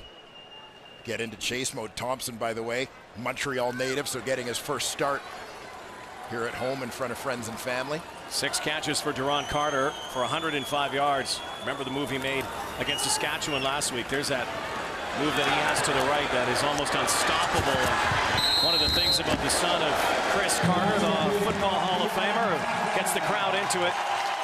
He's a special player, according to his quarterback. This guy is a guy that I don't necessarily have to be, doesn't have to be a perfect thrown ball. This guy can catch any ball in the vicinity of his, in his body frame, you know, and the more and more we got to practice and, like I said, and go out on the field and you see it happening day in and day out, it's just like, wow. You know, I haven't been around too many athletes that have had the athletic ability that he has. Well, again, Carter, it's such a unique talent. You know, and I'm not sure he's really even realized yet just how good he can be if he's got that switch turned to the on position all the time. Vernon Adams comes in. He's now the 3rd string quarterback. The Alouettes released Brandon Bridge this week, the Canadian quarterback. And so Vernon Adams, Oregon Duck, comes in. And what's your reaction to Brandon Bridge? And where do you think Brandon Bridge is going to end up? I mean, this is a kid, obviously, with a skill set capable of playing in the CFL. Yeah, and one of the key things for Brandon Bridge is going to be to be patient. I mean, for any quarterback in this league, there's a learning curve, and you got to take time to work your way up that curve. Nick Lewis goes to the first down marker. Thought he had a face mask against him. There was a flag as Kevin Glenn threw that football. Big Ill on a tackle. Under 4 minutes to go, 3rd quarter tonight. Looks like it's against the Alouettes, who have not won when they have trailed after 3 and at halftime this season. Montreal number 69. 10-yard penalty, remains first down. So 1st and 20, an illegal block. Left tackle Jacob Ruby. Jacob Ruby, a first-round pick for the Alouettes a year ago. Thrust into the starting lineup this season with the free agent departure of long-time left tackle Josh Burke. Right in front of Andrew Hudson. 3 preseason games in the NFL. Out of Washington with the Bills. So Brandon Rutley on a first down carry. Corbin Laux is bringing a play in. The Alouettes go from that two-back offense back into their traditional 5-receiver set. And all eyes will be on 89 here. Remember, B.J. Cunningham scored the first touchdown. Glenn's looking his way. Down near the 5-yard line, it's a first down. And that's the beauty of having Duron Carter covered all the time, is that somebody's going to be free. And here, good timing, good recognition. Again from B.J. Cunningham. Recognizing he's got a little bit of a soft spot to sit down. It's a narrow window. But Kevin Glenn threads it in there. Measurement on the play. Close to the first down. We'll get the measurement here. Cunningham, and it's close to a first down. Cunningham, a former draft pick of the Dolphins. Michigan State Spartan. So Glenn gives the signal, and he'll retreat to the sideline. They'll bring in the short yardage quarterback.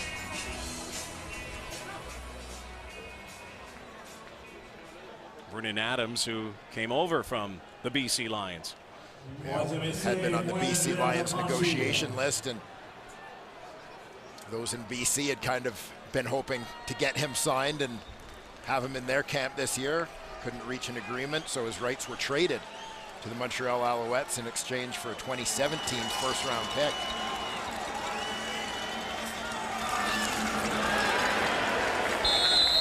Back to Brandon Bridge, Mississauga native who was released this week and got some starts with the Montreal Alouettes. Was thrown in out of South Alabama and pressed into action in week 1 last year. Got a start in the final week of the season. First Canadian quarterback to start a game in several years. Hadn't been happy here though with his reduced playing time. Yeah, I mean it's a situation where they had a lot of young quarterbacks.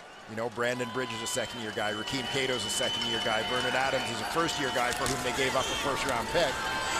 Kevin Glenn calls his own number. He's scoring a touchdown. There's something you don't see every day. Glenn caps off the drive and gives somebody a souvenir. The Alouettes scrape back in. I don't know if KG is a guy with whom you're frequently going to have a called draw, but every so often the element of surprise works pretty well.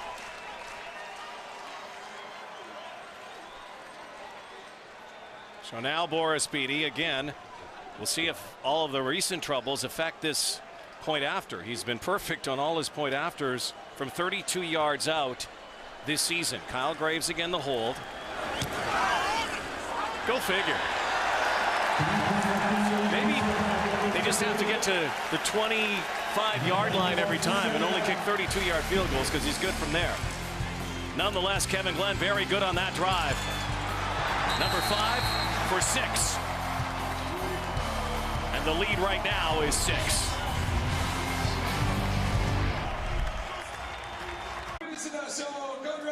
Tuesday night, 11:30 Eastern, 8:30 Pacific. It's time for CFL 30.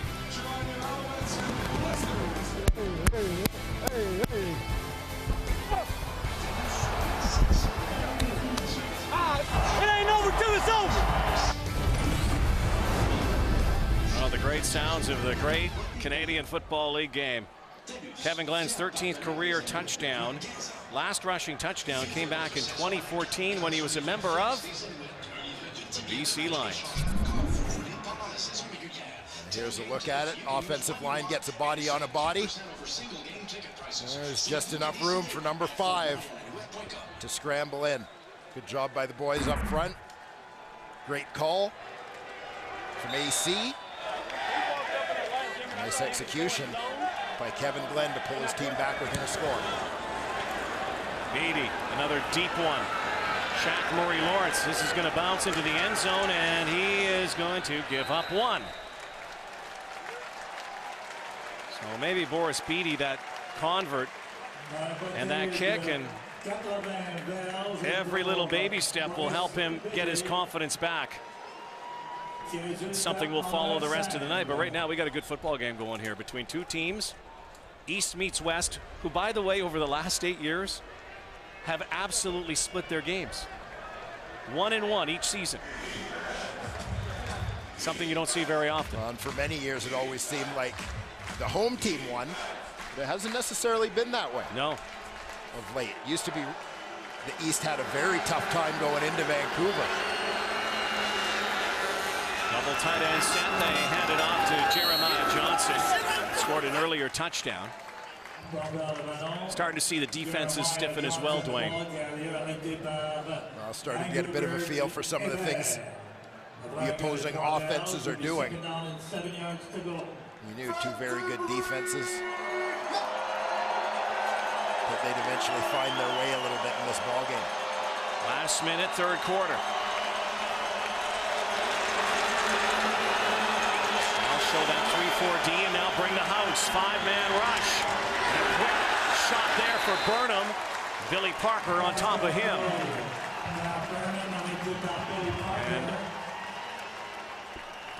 And they will be short of a first down by about a yard. And the protection here was decent. It was just 5-on-5 at the line of scrimmage. They had it blocked up, but nothing open deep. So Jennings forced to throw underneath, short of first down yardage to Burnham. So they will not go for it. They'll boot it away. Final play, third quarter, barring penalty. Jennings wanted to go for it there, but Wally decides to battle for field position. Richie Leone's first punt of this game. Steph Logan's first punt return. Dropped to the 36-yard line. That's three quarters. Anybody's ball game here tonight. Couple of turnovers, couple of big plays. BC Lions trying to get a road win. Al's trying to make it 2 in a row at home on Thursday Night Football. Montreal Alouettes 0-3 this season when they trail heading into the third. They trail again. They trail by 5 points, and this game could turn any way as they kind of flip the script both ways here tonight on Thursday Night Football. The BC Lions could not finish last week against the Calgary Stampeders. This is a team that's not going back home for like 30 days or so now. They got an opportunity to finish here tonight in Montreal. Yeah, and you got to believe that that's a big part of the message from Wally Buono and from some of the veterans over on that sideline as they head in to this fourth quarter as a little bit of a reminder of the beatdown they took in the fourth quarter last week against the Calgary Stampeders. Some of the things they did wrong and what they need to do better right here. And now, Rod, the other thing that'll be interesting to watch, one of those storylines we've talked about throughout this ball game, we've got a close game. Boris Beattie has been struggling. Richie Leone hasn't been right on the mark either here. Corbin Laux isn't on the mark. A scoop here, and maybe a score. It will be down to the goal line end zone. Lucius Purifoy has the touchdown.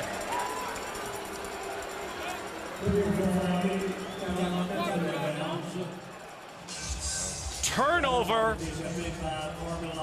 Purifoy scoops and scores as Corbin Laux fumbles. And this one absolutely hurts. We've seen the Alouettes through this ball game make a number of mistakes, self-inflicted wounds. They had the fumble to start the third quarter that led to a field goal, and they start the fourth quarter with this one that leads to a touchdown. Lose the turnover battle, and it's tough to win the game.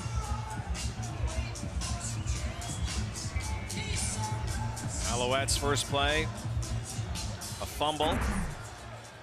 And the first play of this quarter, a fumble. Now that's being reviewed. Scoring plays are Lucius Purifoy, and they are challenging that anyways. Now they're lining up for the convert, and again, a scoring play would be reviewed, as is a turnover. And the fact that Jim Popp didn't get the call he liked is likely challenging if indeed that was a completed pass. And we'll take another look. or if Laux perhaps was down. I guess the idea is that maybe Laux did not have possession. Montreal is challenging the ruling of a completed pass. We'll review the play. So we'll send it to command, and we'll let you be the judge.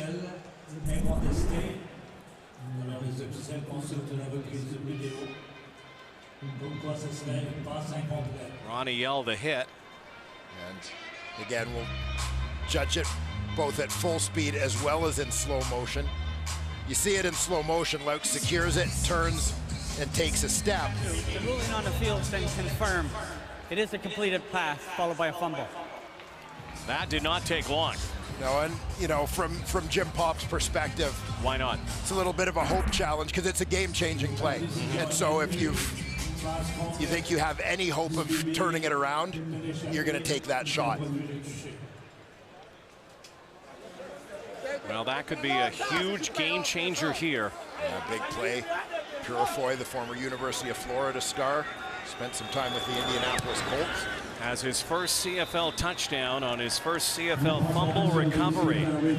Here's Purifoy. Corbin Laux coughs it up, and Purifoy takes it back.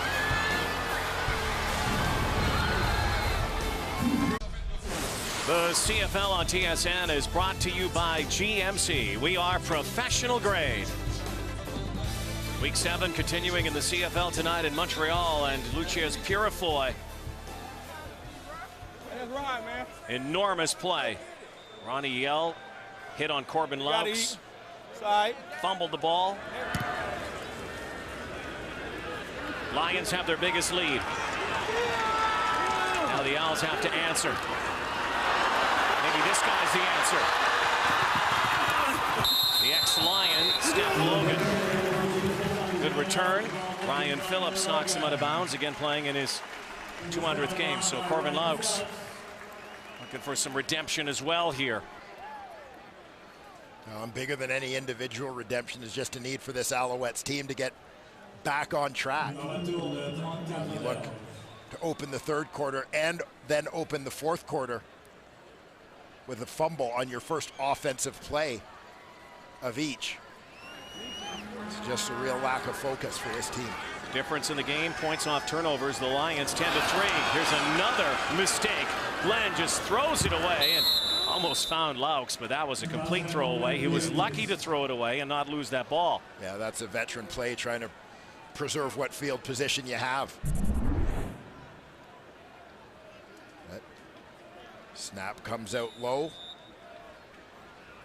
Christian Matt, a guy who's played most of his career at guard, but has started throughout this season at center with Luc Brodeur-Jourdain, the regular center, opening the season on the injured list. Second down conversion, and Glenn is swarmed and brought down again. Bryant Turner, the former Winnipeg Blue Bomber, 27th career sack and his first as a BC Lion. That guy had a career high 7 with the Bombers back in 2013. Terrific spin move on Phil Blake there. Textbook. Hey, Morgan. Sorry it took so long, baby. Sorry it took so long. We good. Yeah, thank you. Now Boris Beatty, still nowhere near what he's capable of. And there is a no yards call. Chris Rainey fielding that ball. Lots of time left here, but the Alouettes did not look good on that offensive sequence. A quick 2-and-out.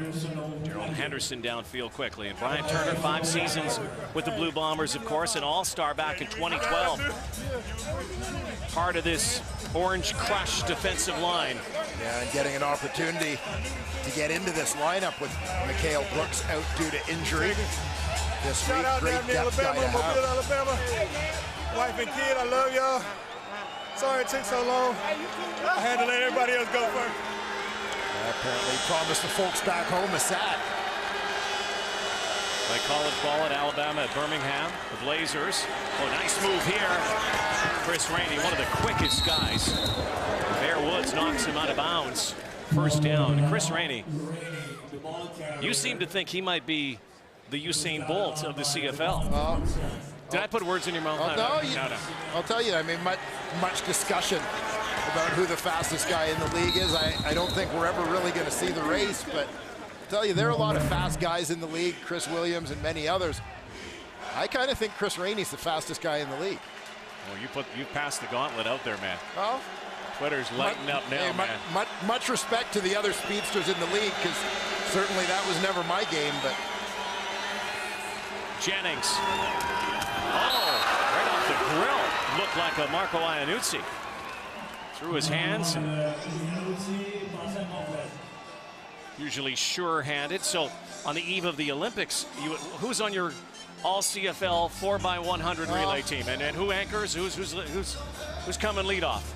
Well, you know, I'd have to give that one a little thought, but I mean, right off the bat, you got Brandon Banks for sure. I think you got Brandon Banks on the team. I think you got Chris Williams on the team.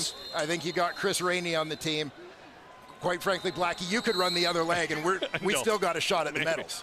Speaking of which, 40 years ago, there was the site of the '76 Olympics, and of course, the Rio Games begin tomorrow. Opening ceremonies on TSN, but 1976, not far from here, where Wally Buono used to play, as a matter of fact, with the Alouettes. BC is challenging that there was illegal contact on a receiver on Montreal number 11. We'll review the play. So they'll look at this.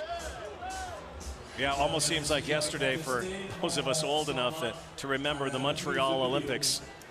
The heroes of those games, like Nadia Comaneci, Sugar Ray Leonard, Bruce Jenner won the decathlon.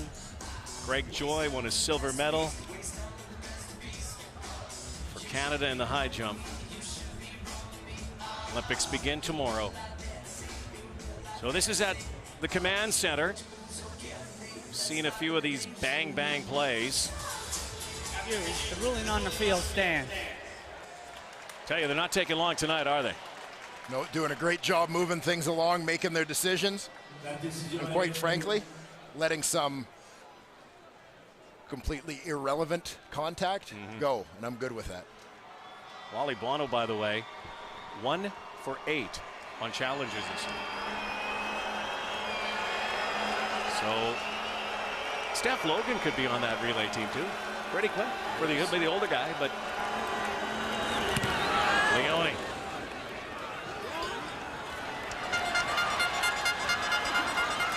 And he's corralled there.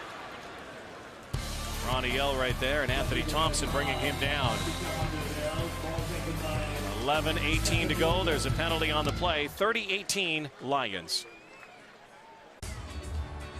There's Ryan Phillips celebrating CFL career game number 200. When you're around that long, you know, sometimes some of your peers move on in the business. These are guys that Ryan Phillips has played with, against in the course of his career, that have moved on to the coaching ranks here in the CFL.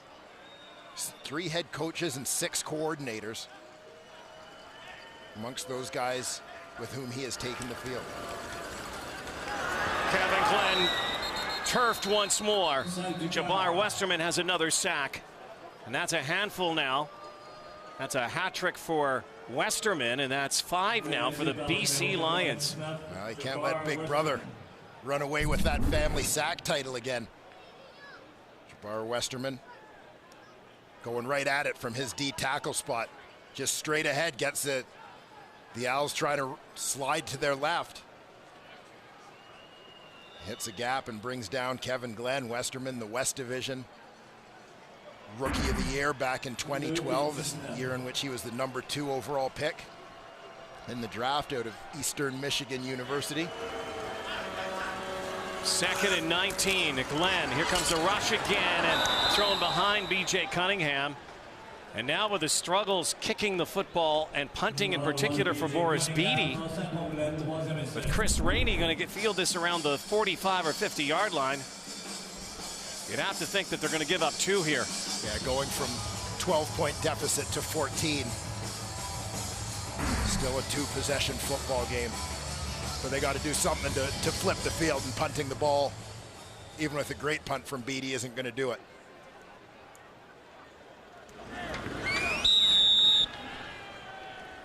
Takes the quick knee, gives up two. Two-possession ball game here tonight. And there is Ryan Phillips, 200th game against all of those ex-players, now coaches and coordinators of the CFL. It definitely, makes you think about, how many years has come and gone. That's for sure. You see a lot of guys that you played against, even all across the league, that are in big coaching positions now, and it's just, it's incredible to me. That's showing the evolving door. I mean, it's showing that it's giving guys opportunities to continue to make this game grow, and it's in good hands as well. All these guys are guys that I respected. We're definitely great guys on the field, but I mean, they're great guys out the field, and that's why they're getting the opportunity to enhance this game. Well, Ryan Phillips gave a lot of quarterbacks some nightmares as well. He was... Well, I'll tell you, Ryan Phillips, 2007. I mean, the height of the BC Lions pass rush, of course. With, I love y'all. Cam Wade coming off one side. Last 10 minutes, baby. Brent Johnson coming off the other side. Aaron Hunt in the middle of that thing. They were getting after some quarterbacks. Quarterbacks were throwing up balls. Ryan Phillips had 12 picks in one season. That was an unbelievable team. You think about Dante Marsh there and Corey Banks and guys in their prime, ball hawks. A tremendous group. Mark Washington, his defensive coordinator, was once back there in the secondary with him. Maybe he'll be a coach or coordinator someday. Shaq Murray-Lawrence fumbles it, picks it up at the 20. Tries to follow a couple of blocks, but dropped in his tracks at the 30. So 10 minutes to go. Two-possession game, and Jonathan Jennings looking to play closer now. Shades of last week. Hey, lessons learned. You heard the boys in the studio talk about it off the top, learning how to manage the game, pick your spots a little bit. I mean, Wally Buono, as we said, still wants Jonathan Jennings to play with that confidence and, and take those risks, take those chances to make big plays, but, also to understand different situations that come up within a game. Jennings, 22 of 27 for 268, a touchdown and a pick, and a great play by Kyrie Bear. Tackle for a loss. Jeremiah Johnson goes down. Well, Kaye Bear is, to me, defensively enjoying a little bit of a renaissance this season. He's coming off the left edge defensively. He hits it. He's going at speed, but under control enough to break down, make that tackle, and hold on, make sure he gets his man down. Lions 1 of 5 second down conversions, Dwayne, in the second half. 7 of 16 in the game. Jennings, though, good spot roll, far side, first down, Iannuzzi. What a perfect throw. This is nice recognition by the young quarterback. At a time where, everybody may be holding their breath a little bit, thinking he's not going to make that long throw at this stage of the game. But he's got confidence in his reads, and his read takes him to the wide open guy on that sideline. There's that long throw, remember, sideline last week, that cost him as well. This is a guy full of confidence, though, no matter what. You heard him at halftime with John Lou. He said last week was last week. We're done with that. This is this week. Al's loaded up. Bring the blitz. It's coming, and there goes the football. Penalty flag that flies on the near side.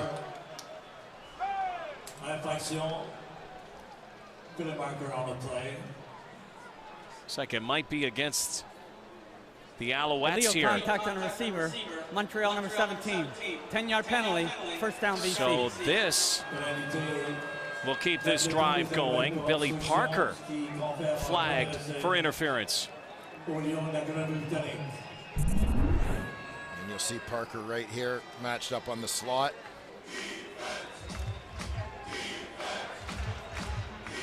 To lay off and can't touch after 5. That was about 8 or 10, and that's a great call. Yeah, and really, I think the officials might have let him get away with the first one, but it was when he stayed on as Arsenault redirected to the inside that they have no choice but to call it. And the ball was being thrown to him. There's the blitz again. Jennings slings it out to the far side, looking for Sean Gore again. So it's going to be second down, and once again another flag flies late. Well, Gabriel Knapton and Tim O'Neill were into it right around the line of scrimmage. Knapton using his helmet. These two guys have been at each other since very early in this ball game. After Knapton got a bit of a shot on O'Neill on one play, and O'Neill gave him the shoulder as they both headed to their respective sidelines. This has been brewing for a little while. Gabe Knapton's taking it easy on the war paint tonight. Usually that's right down the face. Hands to the face. BC 66. 10-yard penalty, remains first down. If you normally see Gabe Knapton in a game, he looks like he's a fifth member of KISS. You see Timmy O'Neill again getting the start at left guard tonight as he bounces out. Yeah, they were all over him. Still got that war paint on. We'll watch this battle again. Clock ticks to just over 8 minutes to go. 32-18 ball game. The Road Warriors, the Lions, 37 days on the road. Chris Rainey now. Mayor Woods thought he got a piece of that football, tried to strip it from Rainey, could not. He gets back to just before the initial line of scrimmage. It's going to be second down and 13 now. And you get an indication of how aggressively or conservatively the Lions are thinking based on the call they go with right here as to whether they go high percentage with the screen draw type situation or if they try to throw it downfield for the first down. Again, nursing a lead last week. They ran into trouble. And not this time. First down. Great catch, Chris Rainey. First down, BC. They lay off him. Rainey wide open. First down from the 34-yard line. Yeah, they do a nice job sneaking Rainey out of the backfield late. And as the Owls drop off, he kind of becomes the forgotten man in behind as you see the other two receivers push coverage deep. Two verticals, he sneaks out behind, nobody's coming for him. Well, another 300-yard passing game for Jonathan Jennings, 3:17 now. And he's eating up the clock. Field goal range here. Makes it a 3-possession game as well. Can nail the field goal. The Owls have dominated this game as well, Rod, in terms of time of possession. Lions controlling that clock, and this is a situation where they put themselves in good shape as far as trying to close out the game because they've had Montreal's defense on the field a lot. They've got them worn down. Now's a chance for the big fellas up front to start leaning on some of those tired defensive linemen. Move that rock along the ground. Second down and 2. Again, nursing that play clock. He looks over at it. Comes down to 3, down to 2. Goes right side and has the running room. Trying to push him back, but it was whistled down. Looked like he got the first down as well.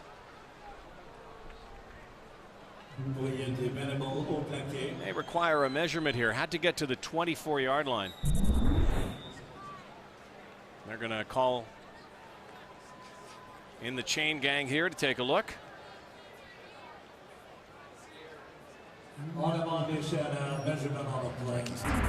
At least flashed for an instant. Pretty close to that 24, so we'll see what kind of spot he gets. Again, after this one, take you out west. The Riders and the Stamp, second half of our Week 7 Thursday night doubleheader. Night off tomorrow night. Don't forget the Olympics begins. Opening ceremonies on TSN. And then Saturday, we're in Ottawa. Edmonton Eskimos in town to take on the Red Blacks.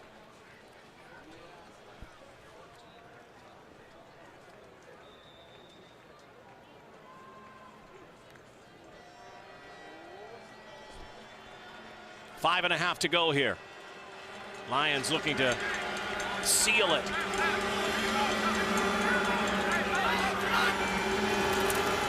Quick one, far side, Gore. Ethan Davis there, high hit, bringing him down, so it's going to be 2nd down. A nice job by Davis. He's out on an island if he misses that tackle. Sean Gore could be off to the races, but good reaction by the rookie to come up and close. Make sure on that play. And while the clock continues to tick down under 5 minutes. Clearly right here, the Alouettes need to stop if they have any hope. They're going to rush their front 7. Hebert takes a shot. Oh, what a grab by Brian Burnham. Clutch money. Jennings hanging in, taking a shot. Winston Venable. And the catch and the first down just might be the dagger here for the BC Lions tonight. Well, John Liu talked earlier in this ballgame about his conversation with Kahari Jones about Jonathan Jennings standing in there, stepping up in that pocket to make throws. Hung in there that time to sling it into Brian Burnham, and Burnham is carving out a pretty good reputation as one of the CFL's tough catch artists.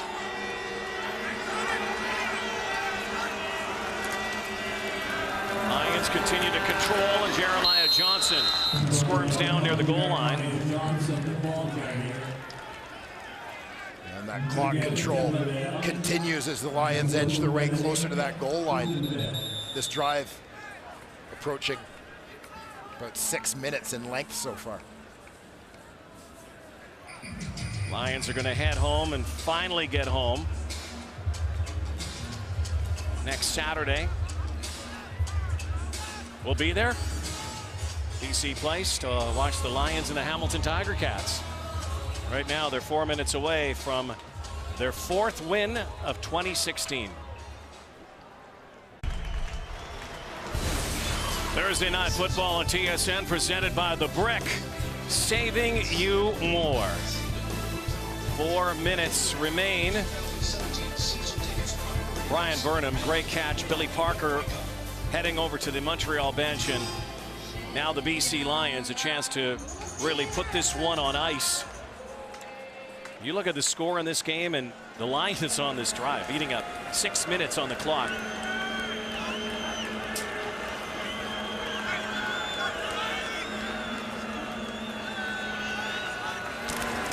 Jennings, helmet to helmet, and he will fight, and he will. They're saying that they stopped him. Lions say it's a score. Well, the Alouettes are saying it's a fumble. It was only 2nd down. Javon Johnson has the ball. So we'll have to wait for the ruling on the field from Kim Murphy. And if it's ruled a fumble, it will be looked at because it's a turnover. If it's not, maybe Jim Popp would challenge.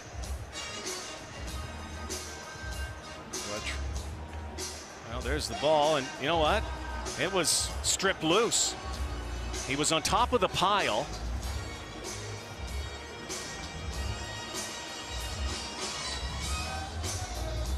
Oh, Jennings took a helmet-to-helmet shot there. It appeared to be Alan Michael Cash, who was the man who reached up from the pile.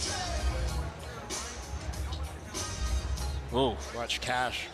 Handle come up right The there. ruling on the field that the forward progress of the ball carrier was stopped. The ball would be placed on the 1 yard line.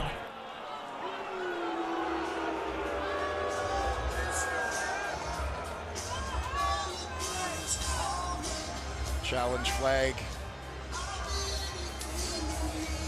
thrown by Wally Buono. Buono probably the head hit to the helmet of Jennings. Now Jennings, if he's over the line of scrimmage, still it's a head hit. That likely is what Wally might be challenging. Yeah, and that's what he's pointing to, is that Jennings got it. And if you look at Winston Venable, head down, and it was bucket to bucket. A lot to sort out here. Watch Winston Venable.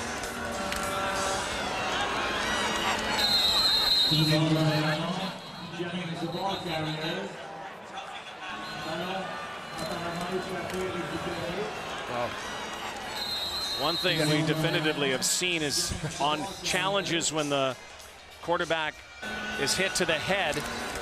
Yeah, I mean, I'm not sure how you're going to define it as rushing the passer when he's over the line of scrimmage. Rushing with the ball. So, I mean, as to whether ultimately what will be detected or determined is unnecessary roughness and the helmet-to-helmet tackle.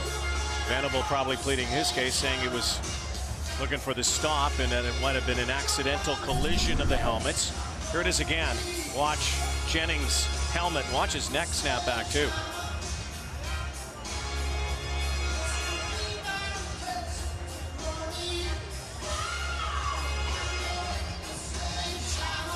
See 31 right on the left side of that screen.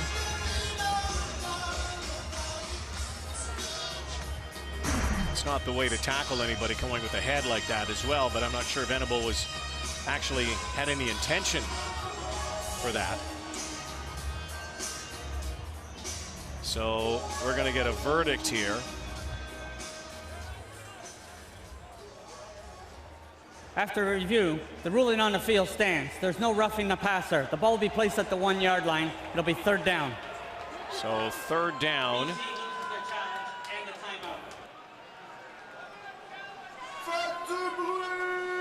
So losing the second challenge of the game.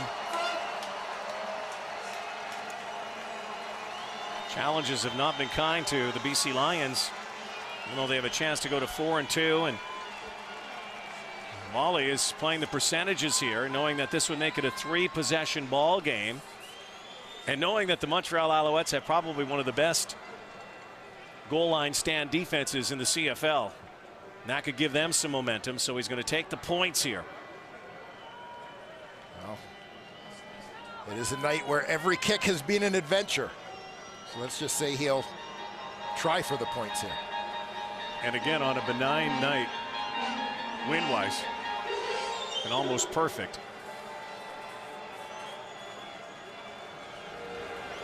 So Leone's going to kick this from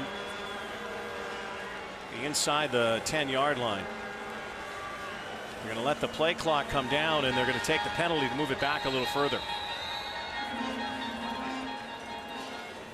Or will they? Marco Briette is motioning to his bench to decline any penalty.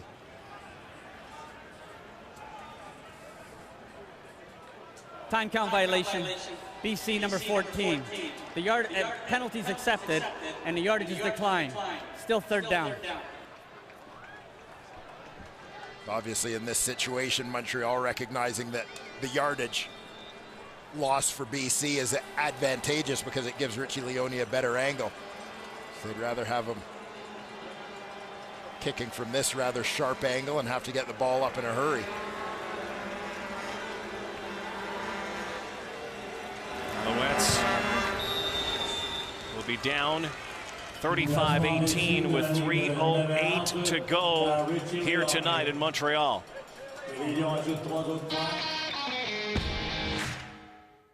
Those tough on the field deserve a truck that's tough on the road. The 2016 GMC Sierra. 35-18. But it just doesn't seem like a 35-18 ball game, if you know what I mean. There were a couple of great chances for the Alouettes to get back and climb a little closer, but a couple of key turnovers in the second half have really meant the difference. Yeah, I mean, we say it about football all the time, Rod. The game is often decided by a handful of big plays. And unfortunately, a lot of the big plays in this ball game have actually been Montreal Alouette mistakes. Alouette fans have to rue that. Nice duck by Glenn. Stays in. Gets out to Nick Lewis. Kind of an emergency toss there. Second catch of the night. That's the 3-minute warning. Alouettes would need a couple miracles here. Down 17. Coming up after this game, part 2 of our Thursday Night Football doubleheader from McMahon Stadium in Calgary. The Stampeders at 3-1-1 against the 1-4 Riders, who have Darian Durant back in the lineup tonight, starting at quarterback. So we go back to Rod and Dwayne. Thank you, Rod. So good to see Darian Durant back. See if he can lead the Riders back. Right now, the Alouettes need a huge comeback. And this was almost a pick six for Purifoy, who has already taken a fumble recovery to the end zone. Well, Purifoy was very nearly galloping his way to Performer of the Week status, but unfortunately demonstrated here why he's playing defense and not a receiver. Second down now for Glenn. That third down now. Glenn now in trouble and going down, and that will turn it over. And so Brian Turner again. Well, they waited a long time. Yeah, Turner making up for lost time. And this will do it with 2:27 to go. The Alouettes turn it over on downs now. Third turnover. Alouette fans are going to make their way to the exits. Montreal is going to get ready to hit the road next week and take their act into Edmonton. Fall to 2-4. Wade Miller, thank you. I love y'all. Yeah, it's over with, baby.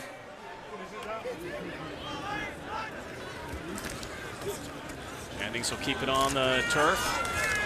Johnson. Wrapped up, ripped down by Kai Bear. A game that really got away from the Montreal Alouettes. It was 10-10 at one point. It was manageable, 19-10 halftime, and after that,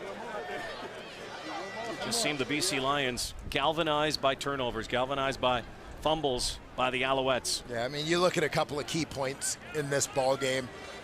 The Beatty shanked punt at the end of the first half that handed the BC Lions points. Fumble that started the third quarter that was already in Alouettes territory resulted in a field goal. Another fumble start the fourth quarter that resulted in a Lions touchdown. You know, I mean, that's the difference in this ball game.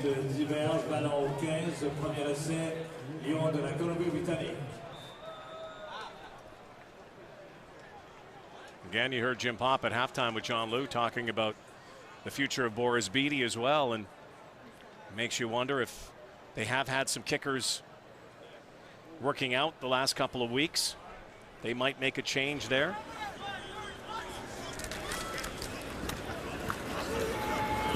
Rainey's trying to sneak through, and there's a penalty flag. CFL veteran Hugh O'Neill amongst those who've been through Alouettes camp. 10-yard penalty, remains first down. Something you would not have seen after last season. Well, you never would have thought it. Boris Beatty had a phenomenal rookie year. Goes to show you in this game, the physical and the mental separated by so little. Fundamental as well, and mechanics gone astray for the young man and can't find it right now. First and 20. Lions just running this clock down. Well, there's Nick Shortle in on the tackle. Product of King City High School. By the way, also boasts amongst its alumni Canadian flag bearer Rosie McLennan. Trampolinist. Carry the flag in for Canada tomorrow. Gold medal in London. Rockets roll around again. Under a minute to go now. Jonathan Jennings did what he set out to do this week. Put behind last week's disappointment and heartbreak behind him. Erase that quickly. Get another road win, and finally the BC Lions can finally head home. Well, it'll feel good to this team after what went down a week ago to come right back, have a fourth quarter lead, and extend that lead, and then close this game out, protect the lead all the way home. And despite losing last week to Calgary, they have a temporary hold on first place of 8 points. Calgary has 7, but Stamps are up next after this one against Saskatchewan. Time now for our Nissan Titan Player of the Game. I think this one is no surprise. Mr. Ford? Yeah, Jonathan Jennings, BC Lions quarterback. You wondered how he might bounce back after a tough ending a week ago. Well, how does 27 of 32 for 331 yards sound? Through a touchdown pass, 1 interception, but great percentage, great yardage, 84%. He is a monster tonight. Jonathan Jennings is a very deserving Nissan Titan Player of the Game. Brought to you by the Nissan Titan, official vehicle of the CFL. He said last week had a lot to do with some poor decisions. Home in Columbus, Ohio. Love you, Mom. Love you, Dad, and everybody else. My fiance, she's in Vancouver. Love you guys. A lot of love right now for Jonathan Jennings to his folks in Columbus and his lady in Vancouver, and he's heading back there. He took it on himself last week. He was accountable for the bad decisions, and his teammates respected that. In fact, he said, I didn't even want my teammates to come up to me and say, hey, thanks for taking it on us, but he wanted to make sure that there wasn't a word spoken this week about it. Yeah, and you know, it was interesting as well as head coach Wally Buono's reaction to it was, you know, I mean, it's fine that he did that, but it wasn't necessary. Win and lose games as a team. Jonathan Jennings had a great game. He made a couple of mistakes late in the game. Other players made mistakes at other points in the game. Regardless of all of it, a tough loss last week, but the Lions show some resiliency with the way they bounce back here tonight in Montreal. One of the fine young quarterbacks in the game, just 24 years old, already making a name for himself, and he was one of those guys, like some of the players we're watching, including a guy like Rakeem Cato last year, that you might find yourself on the depth chart, 2, 3, maybe sometimes 4, and you never know how your star all of a sudden can rise. Yeah, you can be 1, 2, 3 plays away from being the guy pulling the trigger. Cato getting some playing time now. Kevin Glenn, for all he did last week against Saskatchewan. Very subpar second half for the Alouettes offensively. Nick Lewis, another catch here tonight. Well, 2 teams that came in with very different tastes now have different tastes again this week. Yeah, Kevin Glenn. Reversal of fortune. Kevin Glenn leaves this game. He finishes up at 18 of 27. 231 yards and a touchdown. Westerman looking for sack number 4, but he'll chase Cato out of bounds. 1 play to go.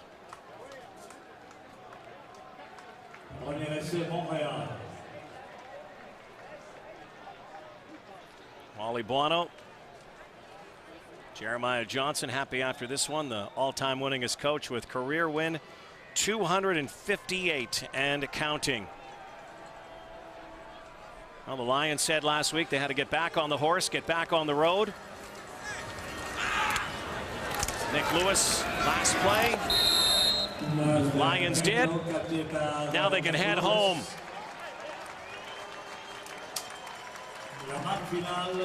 BC Lions temporarily in first place in the West right now. Big win tonight, big second half, paving the way to a victory in Montreal. The Lions head home 4-2. The Alouettes fall to 2-4. The final tonight, 38-18 in Montreal. Let's send it back to Rod Smith and the boys in the studio.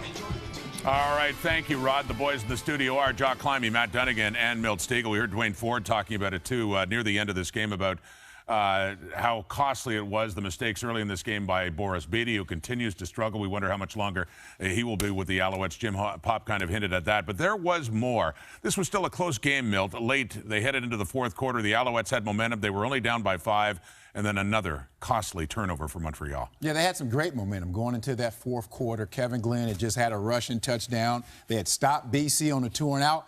First play of the fourth quarter was a game-changing play, in my opinion. This play allowed the floodgates to open. You see right here, Lucas Corbin with the catch and fumble. Purify picks it up and score. And after this, Montreal could do nothing. They basically had no yards in the fourth quarter, minus yards. Ensuing drive, there was a sack by Jabbar Westerman. Drive after that, there was another sack by Bryant Turner Jr., and Montreal could do nothing. 13 unanswered points by the BC Lions. Montreal could never recover. You never want to say there's one play or 2 or 3 plays that changed the game, but that play right there allowed those BC Lions the momentum, and Montreal Alouettes could never recover from it. Yeah, and, I really was watching Jonathan Jennings, young quarterback, and how he bounced back from really imploding late in that Calgary loss last week. And I thought he was fabulous in this game. And he came out slinging. He's like, stick it! I'm going down the football field. And he did. He just put it on Bynum or Burnham, and he made it happen. And here, I love the move and the patience in the pocket, understanding that Johnson's coming in. Give it to him, take it away, find your receiver, Jeremiah Johnson, let him do his thing. And then here, this shows his poise and his focus and what he's made of. He's got people breathing down his neck, and he spots it to Arsenault. The kid was fabulous tonight. He deserves that recognition from Dwayne and Blackie at the park there, because I thought that he led the way, and he bounced back, and he showed his guys that, hey, I am the man here. And he moves to 7-5 all time as a starter in the league. You know, we talked at the top of the show about Darren Durant coming back and whether he'd make a difference for Saskatchewan, and I talked about how it takes more than a quarterback. I agree with you. Jonathan Jennings is absolutely spectacular. He's special. But he is getting a lot of help around him. Yeah, and I love to see that. What I like most about Jennings is how he gives his receivers a chance to make plays for him. I mean, look at Arsenault. We're on a great route down here at the bottom. Great stick, and then hold on to the ball after taking a hit and landing on the back of his head. And this is just incredible football to have a guy like Chris Rainey come to the ball game. He's only got 4 catches on the year and make a catch like that. Behind, running full speed, and then this guy, Brian Burnham, has been just incredible, making catches like this for him all year long. Started the game with one as well. You know, you can be as good as you want, but if you don't have the protection, which you got, and you don't have the receivers making those kinds of spectacular catches for you, then you can be just another guy pretty quickly. There were several times that he didn't get the protection. He had people breathing on his ribs, and he had to alter his throwing motion and his release, and he made the throws. Now, this is what makes the BC Lions very dangerous right now, is that they've got an incredible quarterback with a great supporting cast around him. And defensively speaking, too, boy, they just tore up Montreal in the second half, and Kevin Glenn was throwing off his back foot, and he goes to 93 all time. And that looks like an average football team. One week they're hot, next week they're not. Do you think Boris Bede has played his last game as of right now for the Montreal Alouettes? I think he should. You know, I think so. He probably needs to sit and watch for a while. Whether he sits in the practice roster at home, we're about to find out, I think. Question for Montreal for BC, though, at least for now, back into first in the West at 4-2. Part 2 of the doubleheader is coming up. Thursday night football. BC, Montreal, we're going to make it happen, though. Here they come, Jennings and Soto, what a catch! Bright lights tonight in Montreal. Kevin Glenn calls his own number, he's scoring a touchdown. The Alouettes scrape back in. Corbin Lumps isn't on the bar. A scoop here, and maybe a score. Lucius Purifoy has the touchdown.